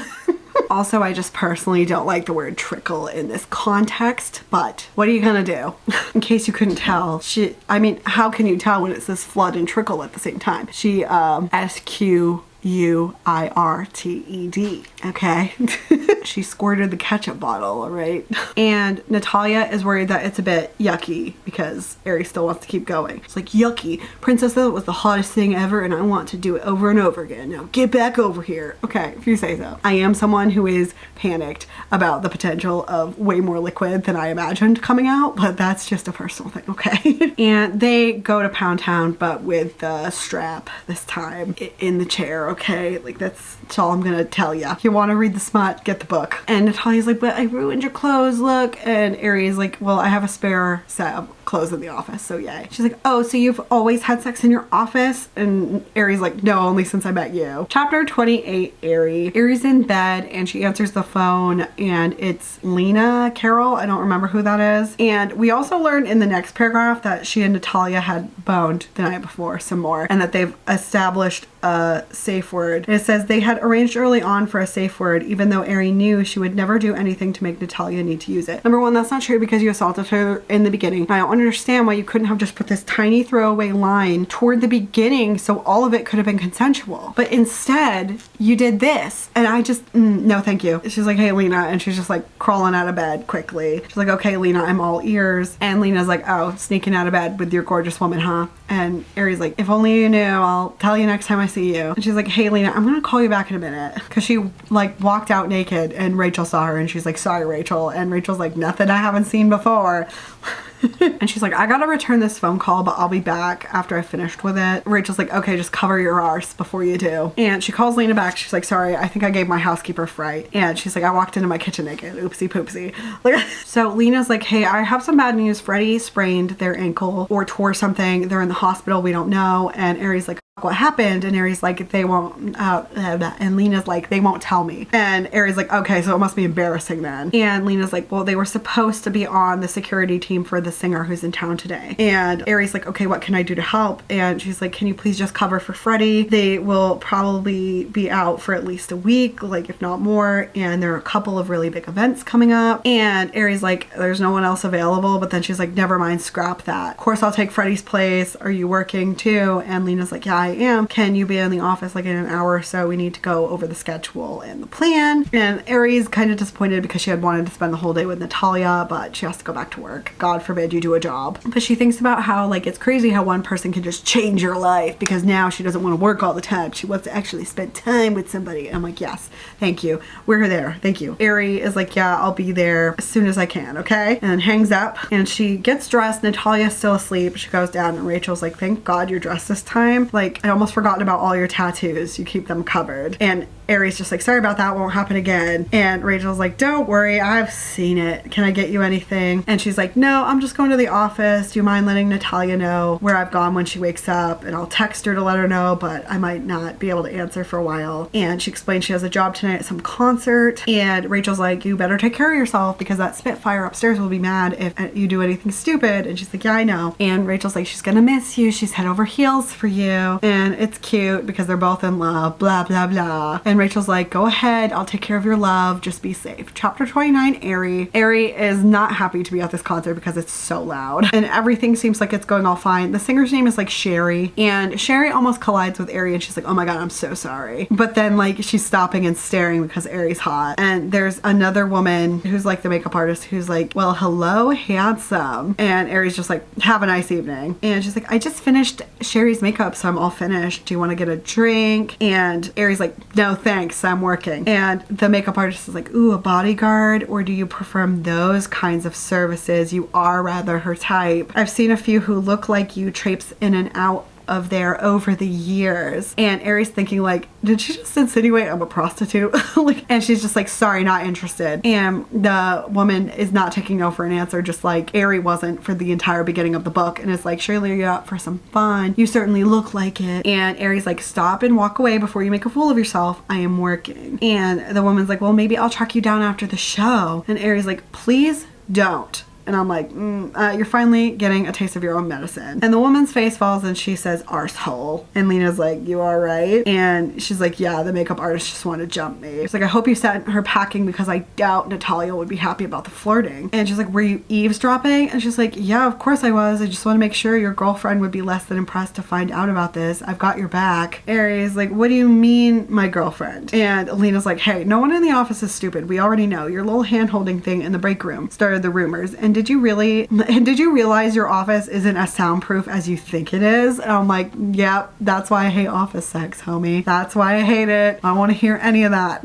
And Ari's like, well, I'll just have to gag her next time. And Lena starts like laughing, but she's like choking. And she's like, you bitch, I just took a mouthful of water. And she's like, hey, the crew just gave me 5-minute warning, so I think you'll be up shortly. And Ari's like, okay, I'll see you soon. Sherry, the singer, is really pretty or something. I don't know. The show goes pretty smoothly until Lena says, Gloria just reported a man looking a bit suspicious in section 3. He's hanging around awfully close to the ropes and her team is keeping an eye on him for now. And Ari says, fucking hell. And she then tells Sherry to please go back to her dressing room. And Sherry's like frowning and starting to protest. And she's like, you wanted our security. There is a risk now, so you have to do what I say. And Sherry's like, okay, fine. And then Ari goes down to section 3 and sees this man who's wearing a coat that like Ari doesn't know why because it's so hot. And she doesn't like the thought that he can hide things in there. Everyone's really tense about this guy and he looks like really sweaty, and he looks very shifty, obviously. And one of the concert goers like bumps into him and they can kind of see the coat flapping, and Ari sees a weapon in there and she's like, oh shit, he definitely has a gun and not a knife and he could really hurt somebody. And he's like reaching for it in his coat, and Ari screams at Gloria to get everyone back, and she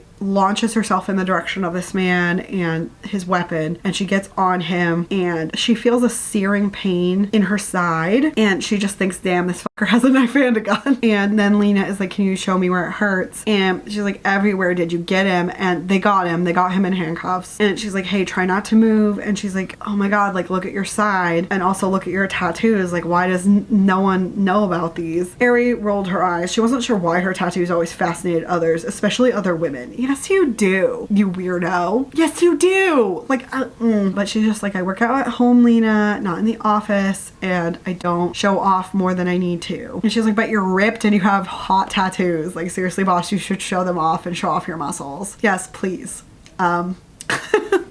She's like, you know, I bet Natalia fucking loves these. The pain isn't like super bad, which is good. And Lena is like patting down her pockets. Ari had been thinking nice thoughts about her cute girlfriend, and she's like, what are you doing? I'm pretty sure you don't need to take my pants off. She's like, calm the hell down. I'm just looking for your phone. And she takes out her phone and she's like, please don't tell Natalia yet because she'll worry. I'll get checked out by the ambulance and then I'll tell her when I get home. And Lena is like, nuh-uh. Your little femme is a feisty thing, and I'm not the stupid kind of butch who purposely puts herself on the wrong side of a feisty femme. I'm not getting on her bad side, and that's where I'll be if I don't tell her straight away. I'm sure you don't want to be in the doghouse, do you? And I'm like, I forgot Lena was a butch because Lena is a very minor character. I know Lena's fine.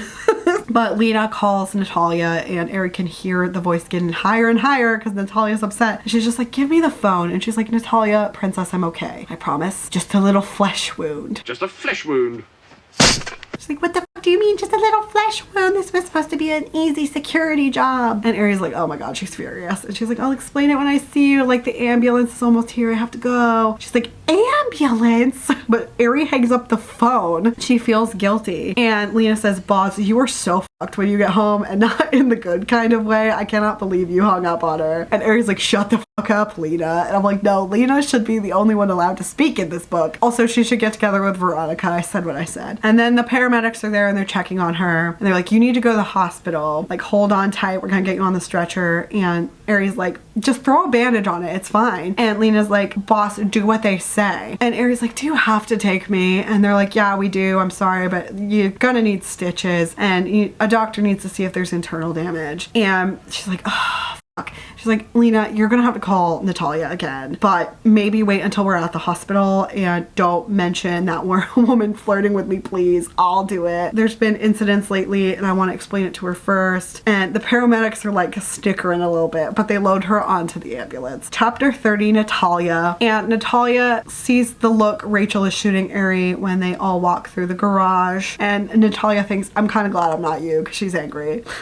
And Natalia had vented to Rachel because she was very upset. And she was very upset that Ari thought it was fine to just hang up on her, which is rude, by the way. At least like the last time I hung up when I was in the hospital, it was because they had pumped me full of drugs. So I was like, hey, I know I said I would be out soon, but they're taking me up to surgery and I'm really high. I'm pretty sure I said those exact words. And I'm like, I'm sorry.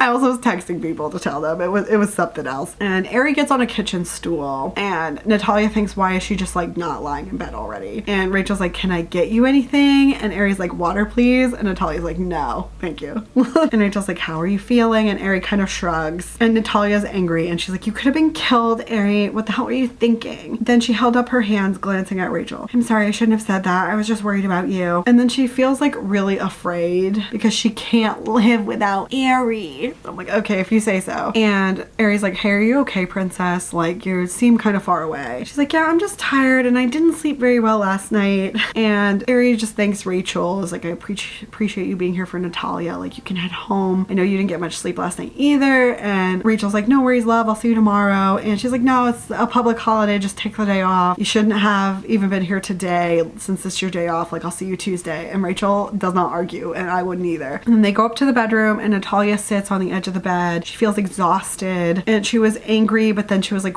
just really worried. And Ari sits next to her and she takes her hand and she's like, okay, so tell me what's on your mind, princess, and don't say nothing because I know you better than that. I mean, you two hardly know one another, so is that true? Debatable. And Natalia's like, I was so scared. And Ari's like, hey, grabs her chin again because her chin cannot be free.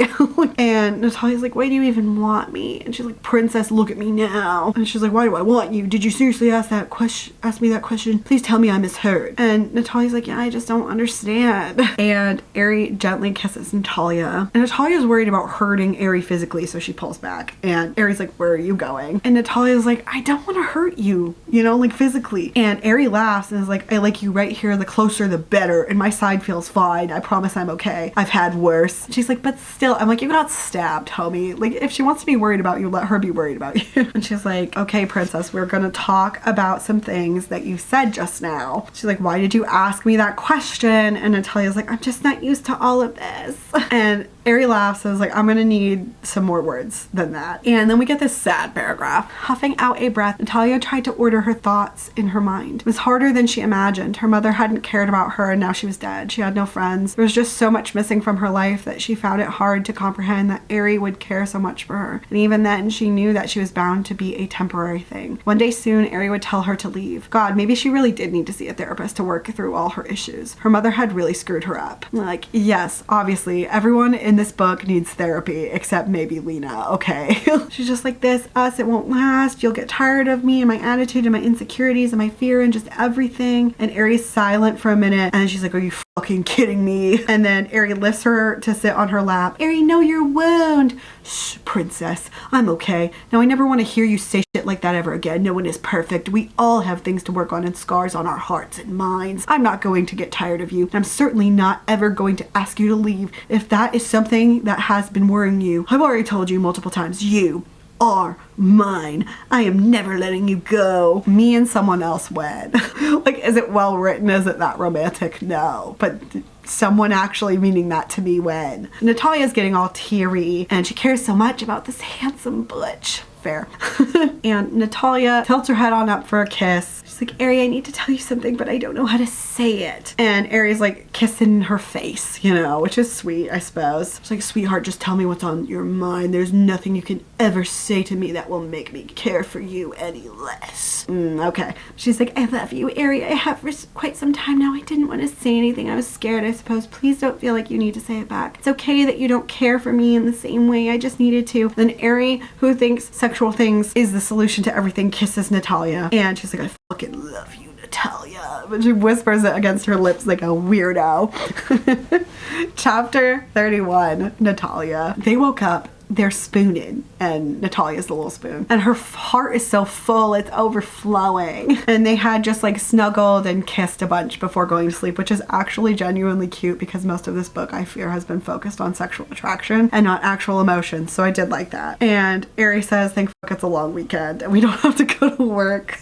And Natalia rolls over. She's tracing the tattoos and she's like, these are so sexy. Thank you for not covering them in front of me. And Ari rolls her eyeballs. And she's like, it's rather cute. You don't like showing them off. Makes me feel a little special that you don't mind sharing them with me. And Ari's like, you are special. It's like, are you gonna tell me the story about them one day? And she's like, yeah, one day, but let's change the subject, please. She's like, can you tell me what happened at the concert? I feel like we got sidetracked. And she was like, I knew I didn't like Sherry for some reason. She has like ridiculous stalkers and we were there as extra support. And she has her own personal security, but they wanted more, right? And there were almost 50,000 people there to hear her sing. And Natalia's like, yeah, I've heard her music, but it's not my kind of music. It's like too ragey for me. And Ari's like, that's my thoughts exactly. No, I'm actually genuinely one of those I'll listen to anything people. So I can't relate. I can't relate.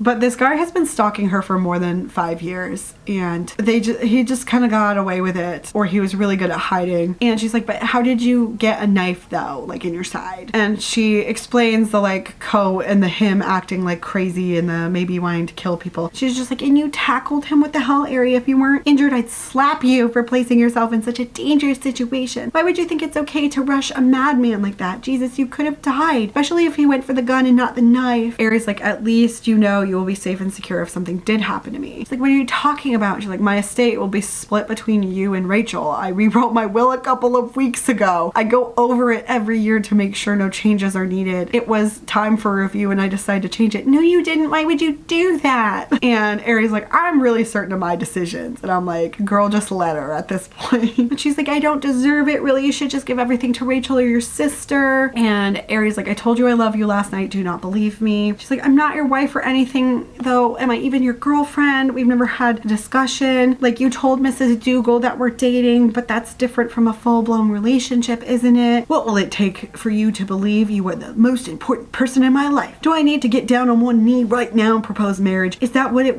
will take? Because if it is, I'll do it. She's like, no, you don't need to propose. I don't need marriage. I just need you. And I'm like, I think marriage might make you feel a tad better, girl. Like, maybe just consider it. I don't know. I mean, girl, you might just want to like consider perhaps briefly the idea of getting married, because just because you're in the will now doesn't mean you always will be, you know. But there's more love confessions like, you'll always have me, princess. I love you, Aerie. I really don't need you to leave anything to me. That's not why I'm here. I mean, why can't it be at least a little bit of the reason why you're here, girl? Money doesn't buy happiness, but it sure does help. Like, and Aerie's like, I'm not changing my mind about this. I don't plan on anything happening to me for years to come. And she's like, well, I'm not sure how much control you have over that. I've known you for only a few months, and in that time you have been shot and stabbed. Who knows what will happen in the future? And Aries like, yeah, that's true, I suppose, but once all of this shit is sorted with Veronica, hopefully the danger will lessen and we can start to live a normal life, one where I'm not terrified something will happen to you. Your safety is my paramount concern, and it always will be. And she kisses Natalia some more. And she's just like, don't get any ideas, you're injured. She's like, but you're such a good nurse, and who doesn't love a little bit of role play? I'm like, can we calm it?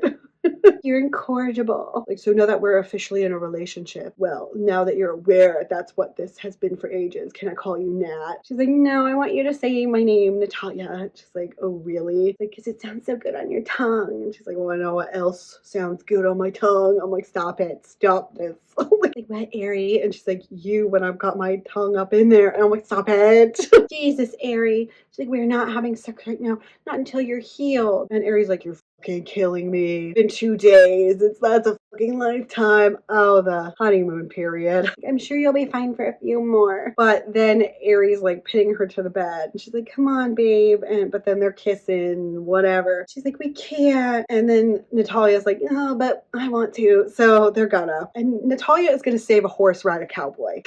She's gonna ride the face area. And Aerie takes her there multiple times, and then she just flops down into the bed beside her. Chapter 32, Aerie, and they're just having post-coital talk, and it's fine. And she's like, can I ask you a question though? Like, why couldn't Dawn have taken Freddie's place instead of you? She's your second in charge, so like, I don't understand why you had to go. And Aerie's like, Dawn looks all tough and shit, but when it comes down to it, there's a reason why she isn't head of personal security, and she hovers more over the cyber and tech security area. Like, her instincts are not as good as the rest of the teams when it comes to physical security. Like, on computer stuff, she's brilliant. She's like, if she had been at Sherry's concert, I don't think things would have turned out as well as they did. And Natalia's like, things didn't end well if you got hurt. Thinks Natalia wouldn't understand, not even if I explained it to her. I'm like, well, you could try to explain it to her. She's just like, shit happens. And then she gets a small smack on the chest. She's like, brat. Aerie's like, what did you call me?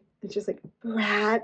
And Aerie hits the booty hard. And Natalia's like, what did you do that for? And then they're gonna do the spanking scene finally, except that Natalia's like, can we like wait until you're healed before we do that? And Aerie's like, okay, you're cute, fine. And then they're cuddling again, and they're grateful they're in each other's lives. Huzzah. Chapter 33, Natalia. Aerie's been in meetings for a lot of the day, so Natalia hasn't really seen her. But she wants to make sure that Aerie hasn't like split her stitches. Natalia goes into Aerie's office by herself, and she needs to use Aerie's computer because it's way better than hers. She's kind of mad about the makeup artist at Sherry's concert, but there's no time to dwell on that. And the phone calls, and she answers it, and she's like, good afternoon, Miss Snow, how may I help you? And she's just like, it's Chrissy. I don't really remember who Chrissy is. I think she works in the IT type area. Chrissy's like, hey, so there were some traces of you deleting some files, like a bunch in the same day. Do you know anything about that? Natalia's like, what are you talking about? I haven't deleted anything. She's like, oh wait, like a few days ago, yeah, like Dawn gave me a list of files to clean up. She had accidentally duplicated some things and didn't have the time to do it herself. Is there something wrong? Did I delete the incorrect files. And she's like, no, like, we're going to get it sorted out, yada, yada. It was Chrissy who was supposed to delete the files, but she didn't. And she's like, can you send me the copy of the files you were supposed to delete? Chrissy's like, yeah, of course. She's like, but do you want to meet up one day? We could go to the cafe. Like, she wants to be friends, you know? And she also knows that she's with Miss Snow, and she's like, does everyone know? She's like, well, Ari never shuts up about you, so that's why everybody knows. She's like, also, Dawn doesn't stop bitching about you, all while mooning over Ari. Like, it's hard not to be able to tell what's going on. Like, also, I heard about your little break room thing, so like, I'm sorry I missed that because it sounded fun. She's like, well, it was bound to come out sooner or later. She's like, how's the reception of the news? And she's like, well, pretty much everybody except Dawn is over the moon. Like, we want our boss to be happy, and you seem to make her like really, really happy. And Natalia's blushing a little bit. And Natalia's like, I'm not gonna have lunch with you if you tease me. And she's like, I'm not making fun of you, I promise. She's like, we just love seeing the boss in a good mood. Also, mine's giving me a dirty look, so I gotta get off the phone and let me know when we can catch up. And Natalia thinks, of course, Dawn's being a bitch. And she's like, okay, Chrissy, we'll talk later. Chrissy, wake up. The ADHD mind is so sad. So deeply sad. Oh, also, this is a pillow of one of my dogs that passed away. This is Daisy. May look upon her. She was a bit evil, but she's in her jams. I miss her. I miss her so much. But she was evil, like straight up. But she goes through the files and she's like, these are not duplicates. Like, a lot of these are very important. This is bad. And most of them are also from the less than legal clients, you know, the ones that Ari does shady shit for. And she's becoming more and more concerned. Chapter 34, Natalia. Ari rushes into her own office and slams the door, and Natalia's like, oh, geez. And she's like, you don't have a fucking dog, Natalia. You lied to me that first night. And I'm like, we're bringing this up 75% into the book. That's insane. And she's like, what is she talking about? Of course I don't have a dog. Like, what are you talking about? The first night when Veronica shot at us and I saw your black eye while cleaning your wound, ... You told me you tripped over your dog and hurt yourself. When I went to your mother's house, there was no evidence of a fucking dog there. So that was an obvious lie. You fucking lied to me. You lied to me! I did. You poisoned me! You told me you loved me! I do. She's like, I'm so sorry, Ari. Like, I didn't know you then. I didn't want you to know the truth. I was so scared. She's like, of what? She's like, I don't know. My mom finding out that someone knew. Like, you ... She's like, you were scared of me. Explain now. And I'm like, your behavior is why she's afraid of you. Like, it's hard to explain. I need you to try to explain to Talia, because I sure as hope you didn't lie because you were afraid of me. You know I would never hurt you. And she's like, hey, I told you like a while ago. Like, why are you bringing this up now? Talia, I'm warning you. You better answer me because I am about to lose my fucking mind here. And someone in my meeting mentioned their dog and it made me remember. Now answer me. And I just don't understand why we're supposed to be rooting for this person who's unhinged and unwell. But Natalia decides to use an airy solution and starts kissing her. She's like, I never once thought you would hurt me. I don't know. I suppose I just didn't want you to know. And she's like, she's angry, but I don't feel frightened. I'm like, I think you should be frightened. She's like, I was scared of your reaction, what you would think of me, that you would see me as a weak person who couldn't even stop her own mother from beating on her. And Aries like, weak? I think you are one of the strongest people I know. What you have been through in your short life, things you have endured, had to put up with and do, I doubt I would have come out the other end as strong as you. You're a fucking superstar, Natalia. Can't you see that about yourself? Superstar.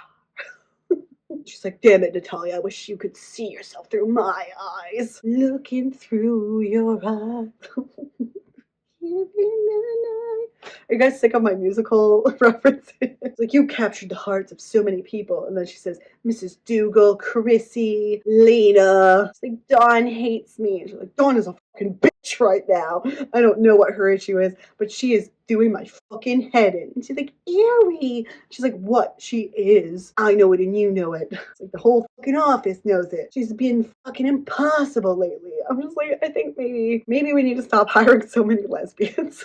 But Natalia's just nodding and she's like, she is being impossible. Like, what are you gonna do about her? Like, there's nothing I can do about her right now. Not until she does something that requires being reported to HR. Can't fire her ass for trying to kiss me. At the end of the day, there's not much I can do right now except keep her away from you. And Natalia's like, well, this must be hard for her. Like, hard? What is hard for her? I mean, sure, it's hard for her to act like a decent human being, apparently. She has feelings for you, ones you don't return. That's hard for anyone. She's my best friend. She's like a bloody sister to me. There's no way I feel any more than that for her. That would be too weird. She's like, I know, I'm just saying it hard for her. And I'm like, yeah, okay, thank you. Natalia for thinking of something. And Aries like, you're right. She's like, why don't we go home? And Aries like, I still have work to do, but I could have Stephanie take you home. I'll be there in a couple hours. And Natalia's like, I can stay, I don't mind, it's my job. And she's like, no, it's okay, princess, you head home and I'll be there in a couple hours. And I'm like, if it was me, I'd be like, every day I'd be like, Aries, I'm tired from all of the insane sex we've been having. I want to go home. Can I go home? Could you hire someone to do my job for me, but still pay me? Thank you. She's like, so different from my boss of only a couple months ago. I remember when midnight was the usual time to leave the office. Looks like I found a better way to spend my time. Speaking of excellent ways to spend time, ... May I take you out on a date soon, a proper one? We haven't had a proper date yet. You took me to the monument? She's like, we weren't exactly dating then. I'm like, it is true. She hasn't taken you on a real date, and that's really sad. And then they talk about the essay, but they're talking about it like it was quirky and fun. And I'm like, no. And they're sexually charged a little bit again, but then Aries like, why don't you go home and I'll see you soon, princess. Promise I'll fix the craving between your legs. Ugh, the ick. And then she gets in the car with Stephanie and she's like, wait, I actually forgot to tell Ari what I was supposed to tell her. Oopsie. Chapter 35, Natalia. 2 days later, and she's in Cafe 30, which is located on the ground floor of their building, apparently. Also, when Ari had gotten home, she told her what she had found about the files and Dawn. And Ari was livid and had ranted for a good 20 minutes before she calmed down. Shelby, insert from Yuri on Ice. Despite this, Victor somehow managed to yell at me for the next 20 minutes. But they decided that Natalia's going to stay away from Dawn, which makes sense. And Natalia also told her about Chrissy wanting to go out for lunch, and Aries like, go with Chrissy, you need friends. I'm like, I'm glad you actually want her to have friends, thank you. And so she's there at the cafe meeting Chrissy, and Chrissy wants a hug immediately, which is interesting. She's like, it's so good to meet you. I thought I would never get to you. You don't come to my floor. And she's like, you know why I don't go up there. You could visit me, you know. And she's like, I know, because you're screwing the boss, too busy to make your way up one floor. And Natalia's like, you're such a shit. And Chrissy's like, I'm just a little jealous that you bagged one of the most handsome butches in the office. And I'm with Chrissy, I'm jealous too. And Natalia's like, one of, who do you think is more handsome than Ari? And she's like, let me guess. And Chrissy's like, you won't ever guess, so just give up. And she's like, okay, then just guess. It's ridiculous. And she's like, Freddie. And she's like, how did you know? She's like, well, Ari is obviously the most handsome, and Freddie, they're pretty hot. She's like, yeah, they are. I get heart palpitations, and I'm pretty sure they don't even know I exist. Natalia's like, why wouldn't they talk to you? Well, Freddie doesn't really talk much to begin with, but I'm sure they would talk to you. Like, you're lovely, Chrissy. Do you want me to introduce you? And she's like, I can't ask you to do that. I'm like, I would be asking. And Natalia's like, I'll introduce you, because she's also a butch femme matchmaker, and I appreciate that. And then she's like, thanks, how have you been, by the way? I heard your mom passed away. I'm so sorry for your loss. Natalia opened her mouth and then closed it again. What could she say to that? Oh, don't worry, I hated her anyway. And by the way, did you know Ari killed her? No, that would have been something she would take to her own grave. And I'm like, yes, obviously. Like, I'm fine. She wasn't always a good mother, so I miss her, but I don't. It's hard to explain. And Chrissy's like, you don't have to say anything else. I just want to make sure you were okay. She's like, I want to ask Ari to go pick up the ashes at the funeral home, but I don't know what to do with them if I get them, and I don't know if she would come with me. Maybe I should just go by myself. She's like, oh, sweetie, just ask her she's smitten by you. And she's like, Ari is so wonderful, Chrissy. I've never had someone like her in my life before. She's loving and protective and kind and sweet. And she's like, and you're totally in love with her. And she's like, I am, yeah. And Chrissy's like, that's so sweet. Are you worried about her being your boss? She's like, nah, if things get really weird, I'll just transfer to a different department or I'll get a new job. Like, who knows? Maybe I'll make my way to your department one day. Do you need a personal assistant? She's like, could you imagine being that close to Dawn? I'm sorry, but I think it would take less than a week for one of you to kill each other. She's like, yeah, you're right. Who knows? Maybe miracles will happen and she'll leave. I'd love to work with computers again. Why does she hate you so much? Obviously because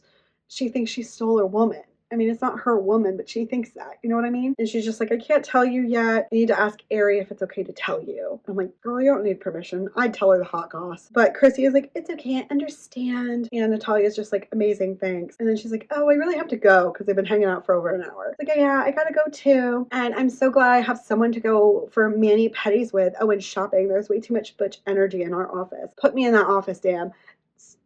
Damn, like, put me in, coach. Like, Chapter 36, Natalia is telling Ari how lovely Chrissy is. And she says, I'm going to introduce her to Freddie. And Ari's like, what did you say about Freddie? She's like, were you listening to anything I said? And she's like, yeah, I just want to make sure I heard right. And she's like, yeah, well, Chrissy likes Freddie. Like, okay, but Freddie is like quiet and reserved and a little bit broken.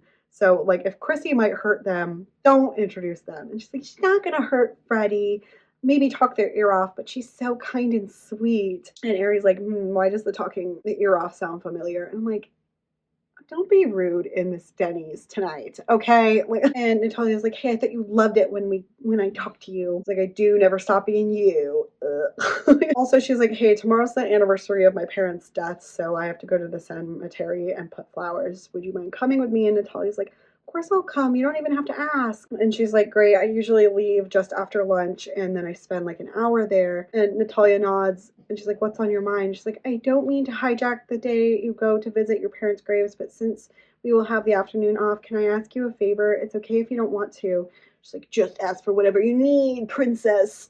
And she's like, hey, the funeral home called like 2 weeks ago about my mom's ashes. Like, would you come pick them up with me? And Ari's like, of course I'll go. Did your mom say what she wanted done with her ashes? And she's like, no, and I don't know what to do because I can't leave it at the funeral home. Like, that's not their responsibility. And they're snuggling real hard. Like, is it bad that I just want to throw them in the bin? I don't want them in your house. And Ari's like, our house.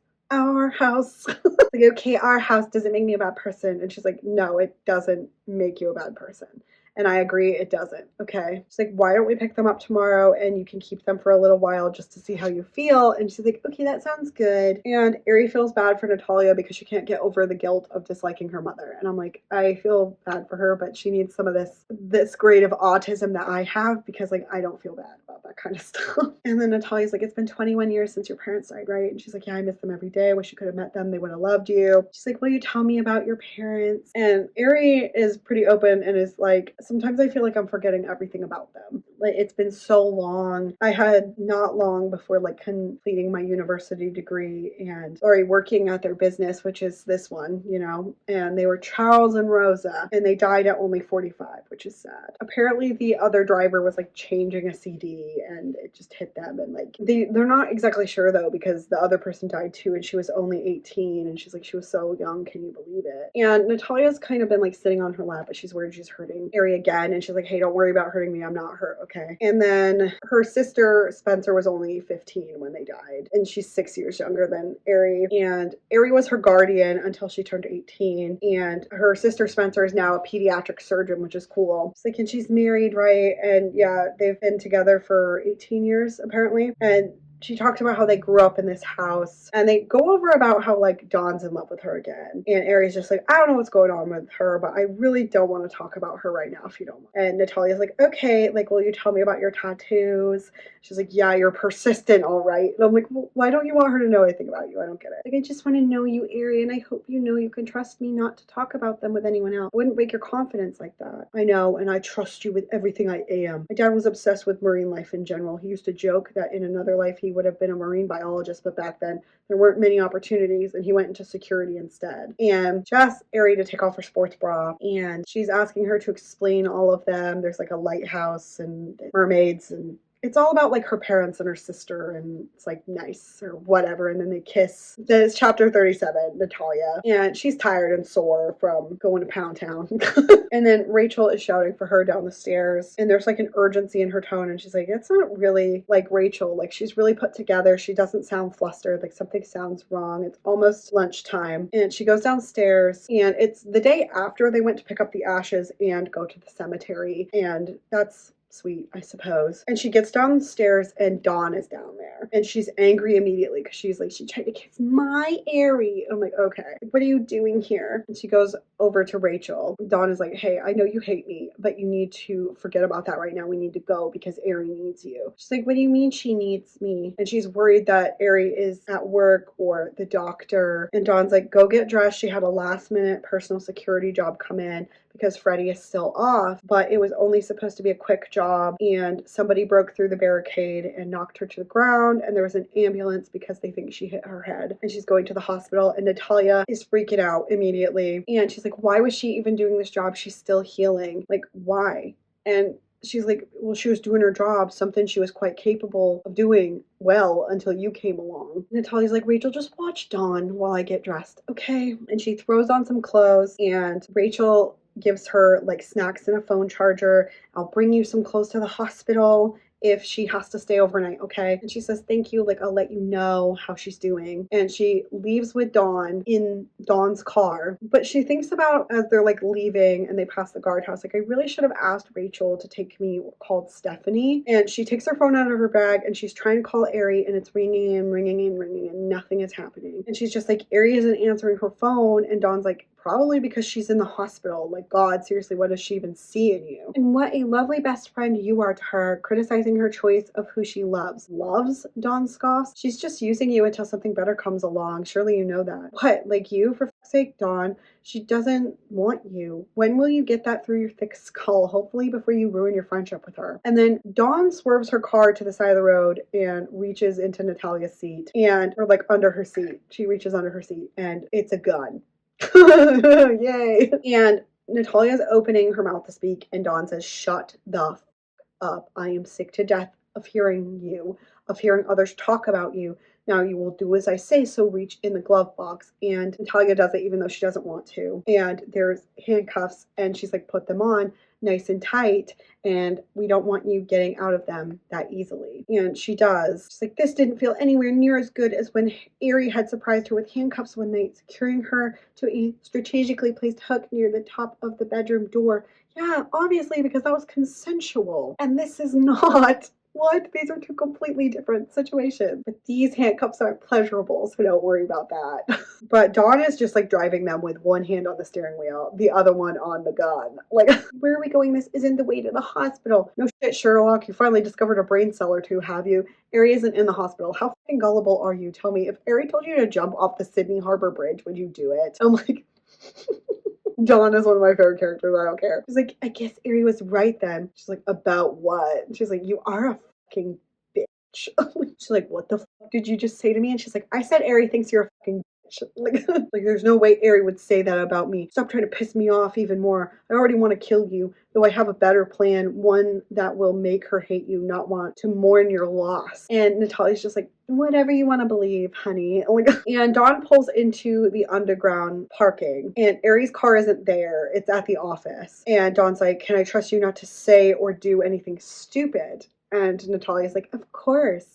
And she's definitely going to have bruising from the handcuffs. And she's like, Ari will be really pissed off about these bruises. I almost feel sorry for Dawn, almost. And I'm like, girl, they get on the elevator ride. It's a Saturday, so there's really nobody here. And she's steered into the direction of an office. And she's like, what are we doing here? And she's like, you're going to do some hacking for me. She's like, hacking? I don't know how to do that. Isn't that what your information specialists do? In fact, you probably know more about computers than I do. Which I get it, because this is exactly the strategy I use when cops pull me over and they're like, did you know that you forgot to register your car? Or whatever it is. It's usually like one day after two, and I'll be like, oh, I didn't know.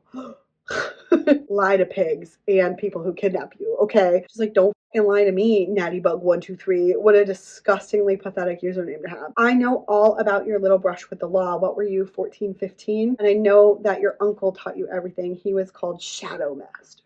Like, that's ridiculous. He's a well-known hacker that dropped off the face of the earth. And Natalia's like, oh, I haven't heard any of those names in a long time. And she's like, and Dawn knows a lot more than I've even told Ari, which is not good. And she's just like, what do you want me to do? It's like, I know that you found traces I left behind on snow security systems. You're really actually quite good at what you do. I'd almost be jealous of your skill if I didn't hate you so much. I need you to wipe everything and make it look like you did the hacking. Traces of your involvement need to find its way back to Veronica's network. Any trace of me and Veronica's needs to be replaced by yours. It's like, I can't do that, Ari will. And she's like, think it was you all along? Think you were working with Veronica? Yes, I know. Now get to it. Then I have another task for you. So Natalia is doing this against her will. Chapter 38, Ari. Ari gets home. She's calling for Natalia, and she was just finishing some stuff at the office real quick. And then she had to get her stitches out. And Rachel immediately is like, oh my God, Ari, you're okay? Like, did you drive yourself back? Like, why would the hospital let you do that? And Ari is like, what are you talking about? left. And she's like, what do you mean? What am I talking about? Why are you here? And she's like, well, what do you mean? You know I live here. Like, and she's like, where's Natalia? And she's like, well, she's supposed to be at the hospital with you. And she's like, what the fuck do you mean by that? And she's like, Dawn came to the house. And she's just like, what did she want? And she's like, she said you were in the hospital because you hit your head at a job. And Dawn took Natalia to see you. And Aries like, oh, fuck. And she pulls out her phone. And she didn't realize it was switched to silent. And she missed a bunch of calls from Natalia. And she's like, how long? When did they leave? And Rachel's like, I'd say like an hour or so, maybe like a little less. Like, I didn't know like what's going on. She's like, and Dawn said the hospital, right? And Rachel's like, yeah, but if you're here and not at the hospital, I don't know where they are. Like Ari, what is going on? You know? And Ari's just like, what is Dawn doing? And Rachel's just like, come on, you have to know how she feels about you. It's been for a while. And she's like, am I the only one who didn't notice? I didn't notice it until she tried to kiss me. And Rachel's like, she tried to what? And she's like, you know what? Never mind. Like, that's not important because we need to find Natalia before Dawn does something really stupid. And Aries trying to call Natalia again, and she leaves a voicemail just being like, call me back. And Rachel is like, did you try Dawn? And she's like, okay, but like, how did Dawn seem when she was here? And she was like, she was mostly normal. She had a little bit of an attitude with Natalia, but Natalia gave her own back, and I wasn't really concerned. Like, I promise I didn't know, and like I would not have let her go if I knew. And Aries like, it's not your fault. I need to pick better friends. And she's like, do you have any tracking on Natalia? And Aries like, who do you think I am? I'm like, ew, disgusting. And she's like, then find her already. Like, I'm not judging you, just do it. And she's like, I really should have paid attention to this stupid app when Chrissy showed me this thing. And she's like, she's at the office. She's like, your office? And she's like, yeah. And she's like, her phone is anyway. She's like, let's hope she's with her phone, because if not, like, I don't know what we're gonna do. Like, I might have to put a tracking device in her arm. And I'm like, hello?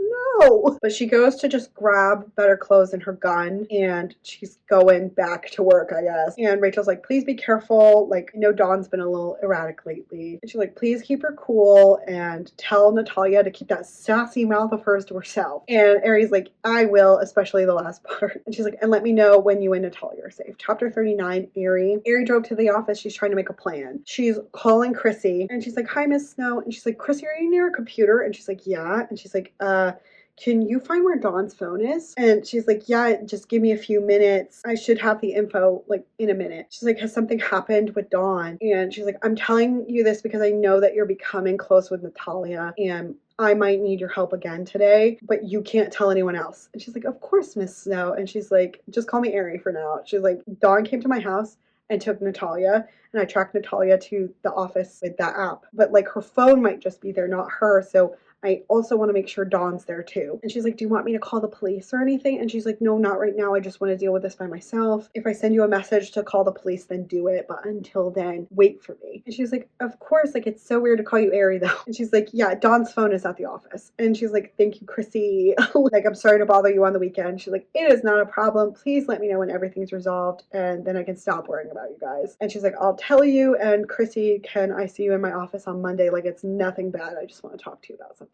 She's like, sure.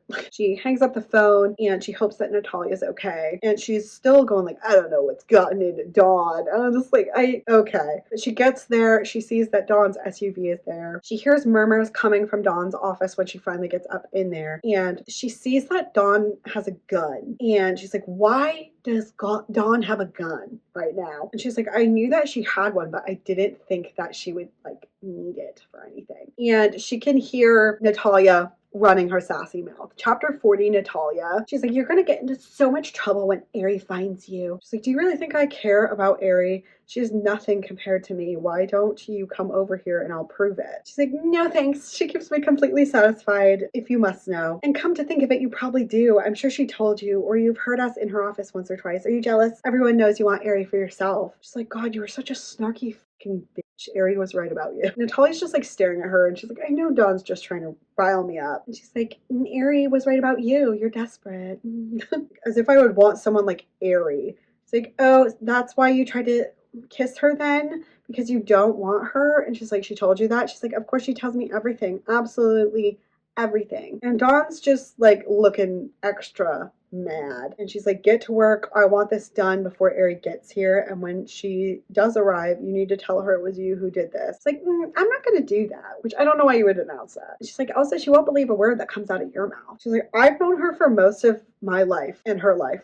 Whereas you've known her for a couple of months, you really think she would choose you over me. Girl, I'm sorry to tell you, that's exactly what's going to happen. But Natalia is doing all that stuff that she's got to do. And then Dawn continues to rant. It's like, what's so special about you anyway? You're skinny little one who can't even take care of herself when it comes to her mummy beating her up. Pathetic. God, is there anything you can actually do for yourself? Ari even had to take care of that situation for you. You have nothing to give her. Nothing. Natalia, Natalia, Natalia. That's all I ever hear from her now, which is kind of frustrating if they were actually just friends. You know, like, can't talk about anything except your girlfriend. A little weird. And Natalia's starting to worry that, like, maybe Dawn's kind of right deep down, you know, but she has to trust Ari and no relationship is perfect, blah, blah, blah. And she is getting annoyed by Dawn. She's like, I need you to be quiet. And Dawn is like, what the f did you just say to me? And she has, you know, the weapon kind of nearby. And then she's like, whoopsie, sorry, didn't say anything. And Dawn just resumes her pacing. She's swinging around the loaded gun. And she's really worried about getting shot. Ari would likely kill her herself if she found out Natalia's mouth had gotten her into trouble and hurt. She would need to be more careful. I know it's a figure of speech, but because of everything else in this book, I find this deeply alarming. And then she hears something and she's like, is someone else in the office building? And Dawn also hears it and is like, who's there? And then Natalia's worst nightmare came true. Ari stepped into the doorway. Dun, dun, dun. Chapter 41, Ari. Ari sent a message to Chrissy really quick and then she walked into Dawn's office. And she's mad because obviously Dawn has a gun. There are bruises on Natalia's wrists and Dawn looks unhinged. She looks messy and like not like herself. And Ari's like, hold on. You've touched what's mine, Ari roared, advancing on Dawn. To her credit, Dawn didn't even step back, but she did swing her weapon in Ari's direction, which Ari was happy about, as it removed some of the risk from Natalia. I didn't touch her. The fuck did you do to my partner, Dawn? Ari said Dawn's name as though it was poison in her mouth. Why the fuck does she have bruises? Her voice was ice cold, and she no longer cared about the friendship she and Dawn once shared. This person was now dead to her. She resisted, and I had to handcuff her. Not my fault she struggled against them, stupid child. And Ari is obviously infuriated, and she's like, tell me why you think you have the right to damage my partner before I do something I regret. But probably won't. And Dawn's like, it's because of you. And she's like, well, okay, explain yourself. Sophie hates me because of you, Miss Bloody Perfect Butch with a perfect life and a perfect little femme girlfriend. I have nothing to do with your relationship with Sophie. I haven't even seen her for probably close to a year. She hated that I talked about you, apparently all the time. Dawn rolled her eyes again. Ari had never noticed it before, but now she seemed to be doing that a lot lately. On Natalia, the action was quite cute, but on Dawn, it just seemed off. You're my best friend and we work together. Of course I was going to talk about you. And Ari says, considering you tried to kiss me and talk about having feelings for me, I'm not surprised Sophie got pissed off and broke up with you. She says, it's not half obvious you have feelings, which is a weird sentence, but perhaps it's very British and I simply don't understand. And Ari thinks to herself, I'm not that smart for not noticing, but Sophie is much more like relationship aware than I am. It makes a lot of sense that she figured it out really fast. It's like Sophie won't even take my calls now. She moved out of her apartment and left no forwarding address. Not that they would give it. I even did a dive into our systems and couldn't find her. It's like she disappeared. Are you hiding her away somewhere, huh? Wanting to start your own harem? She's like, what? Why would I be hiding your ex-girlfriend? You're fucking delusional, Dawn. I think you need help. And Ari moves over to the desk and pulls Natalia into her arms. She's like, what's wrong? Who hurt you? Do you need a doctor? And I'm like, you know who hurt her. Why are you asking who hurt you? Your bestie, that's who. She's like, I'm sorry she hurt you. I promised you that no one would ever hurt you. And she's like, I'm okay, Ari. I was just worried that she would hurt you. She's like, nothing to worry about. I'm fine. But I swear she touched you at all. She's like, she didn't. She's like, how did you know that we were here? And then she was like, oh, you put a tracker somewhere, didn't you? Like my phone. How long? like, since I bought the damn thing for you. I'm like, icky. Dawn's now like laughing and she's like, what a possessive butch you are tracking her phone like that. What, Ari? Don't you trust her?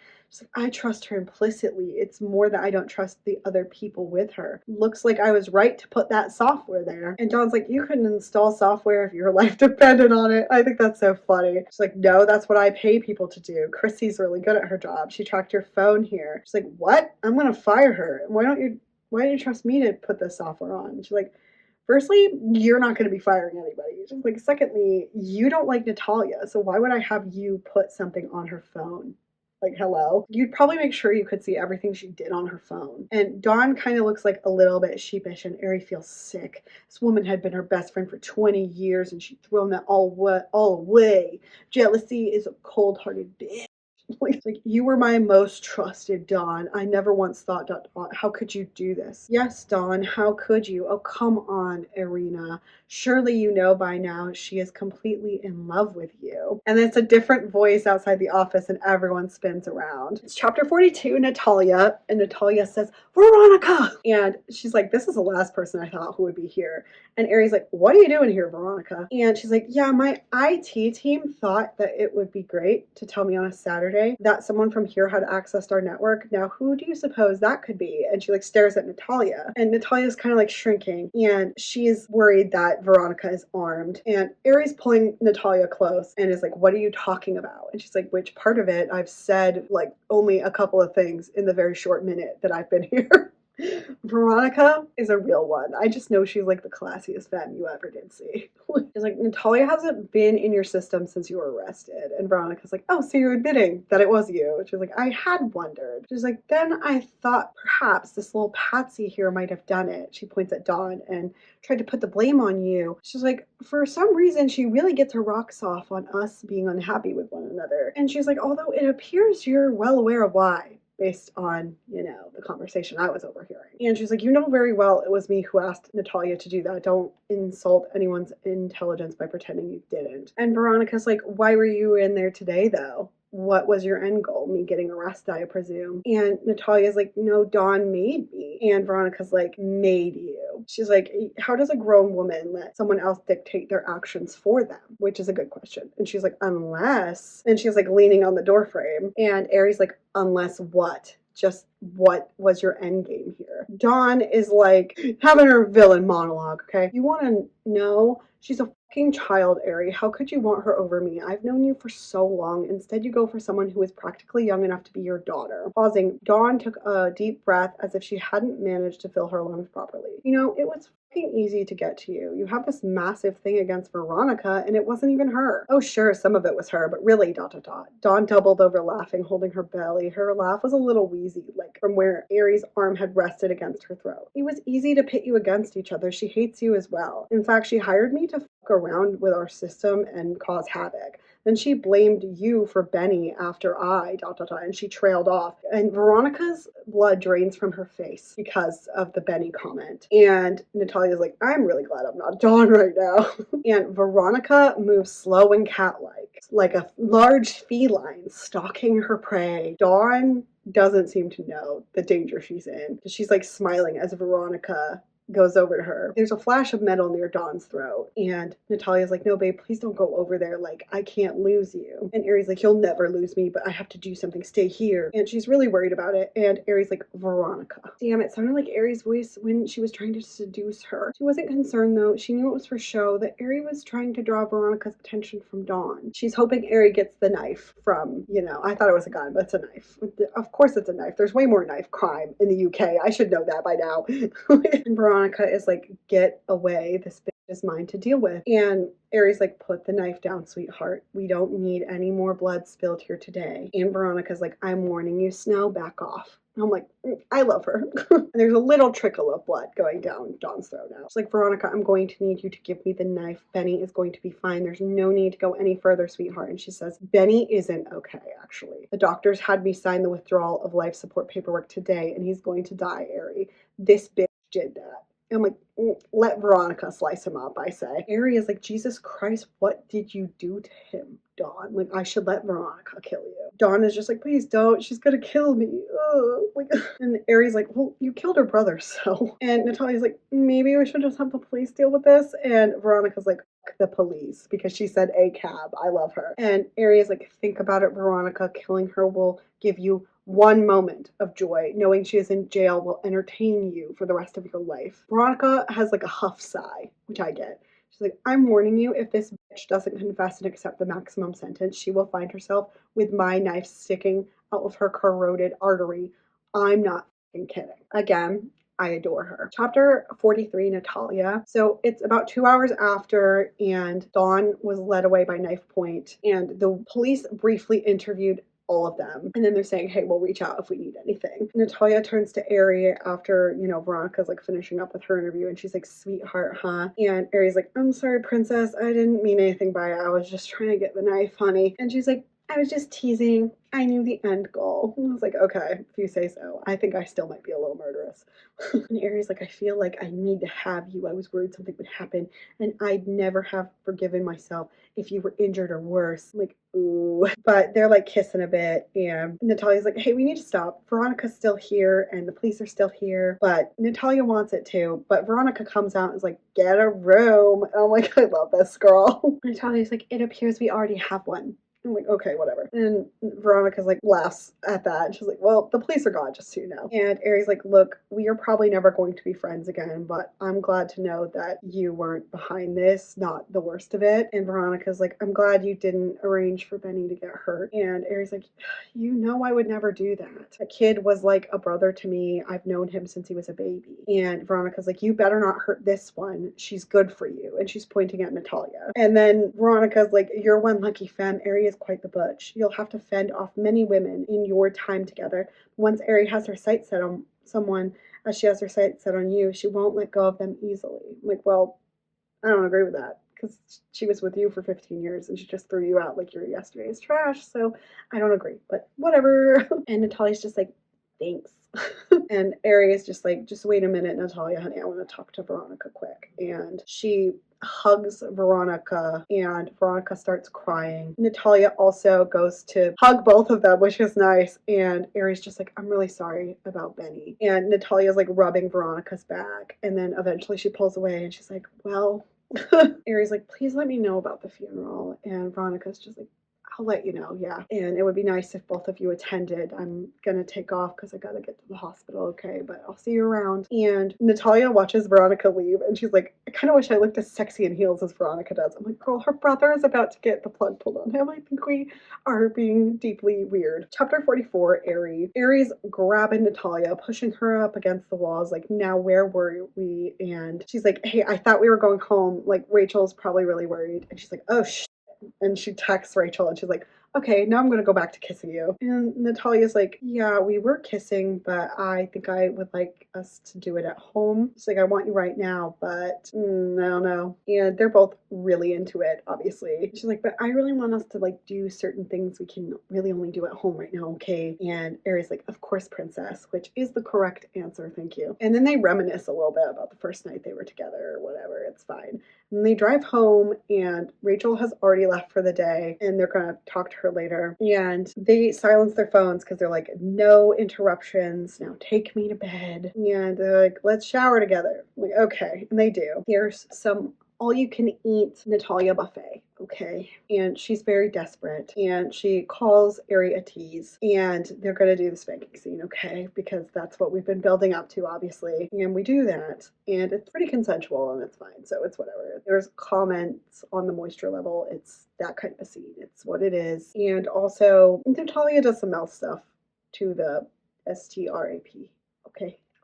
Natalia's like, I want to make you feel as good as you make me feel. And Ari is like, you always make me feel good. Like, you don't have to. Like, I don't need to be touched in return. Like, she's kind of a touch me not, I would say. And Natalia's like, do you think I won't be able to, like, please you or something? And Ari is like, hey, this doesn't have anything to do with you. It's about me. Like, I don't mind you touching, like, most of my body, but, like, not a fan of the crotch area. And she's like, my pleasure comes from giving you pleasure. I don't need to touch you to experience that. And she's like, okay, but can I still, like, you know, give you a blowy, you know. And she's like, okay, but like you don't have to. And she's like, okay, but I want to. And Aries like, will you be offended if I don't like get there? And she's like, no, but like, wouldn't you like me to like do it? Like, I really want to. And Aries like, okay. In chapter 45, we're doing that, okay? And then like they finish up with that part and they're gonna do strap stuff, obviously. There's some begging and there's some you'll only get off when I say so, yada yada yada. But they actually both get off, which is good for them. Hooray. Yay. And Aries kind of like, what even was that? And she's just like, well, has no one ever done any of that for you before? And she's like, no, but you were right. I did like seeing you, you know, on your knees. Ugh. And Natalia's like, I'll do it whenever you want. Like, I love you. And she's like, I love you too, princess. Epilogue. 6 months later, they are cleaning out her dead mother's house because they're going to be selling it together. And Natalia's finishing up in her own bedroom. And she's going to take whatever she's actually going to take back to their house now. And there's basically just like a lot of summarizing about how great Natalia's life is now. And I'm like, okay, whatever you say. And they're going to have to finish up at least for tonight because they are going to see Spencer and Winter, her sister and her sister's spouse. I'm not sure what gender the sister is, but it's fine. And Aries gonna like run her a bath for her sore muscles. And Natalia says, you know, there's really nothing left in the house that I want. And Aries like, okay, then you're not coming back here, princess. And she's like, but I need to. And she's like, no, you don't have to do any of that. She's like, I'm here to see that my femme has everything she needs. Physically, sexually, emotionally, in every single way possible. This place drains you, steals the life and light from your eyes. It has done every night since we started this. You won't be coming back here ever again. I'll hire whoever I need to so the job can be finished and this place sold so that you never have to even think about it again. She's like, thank you. And she's like, you never need to thank me.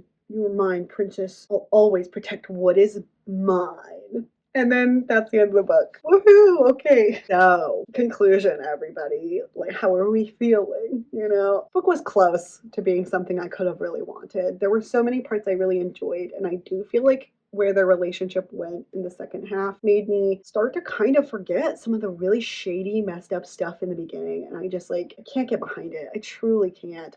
And I am interested in reading more by this author because like I overall had a good time.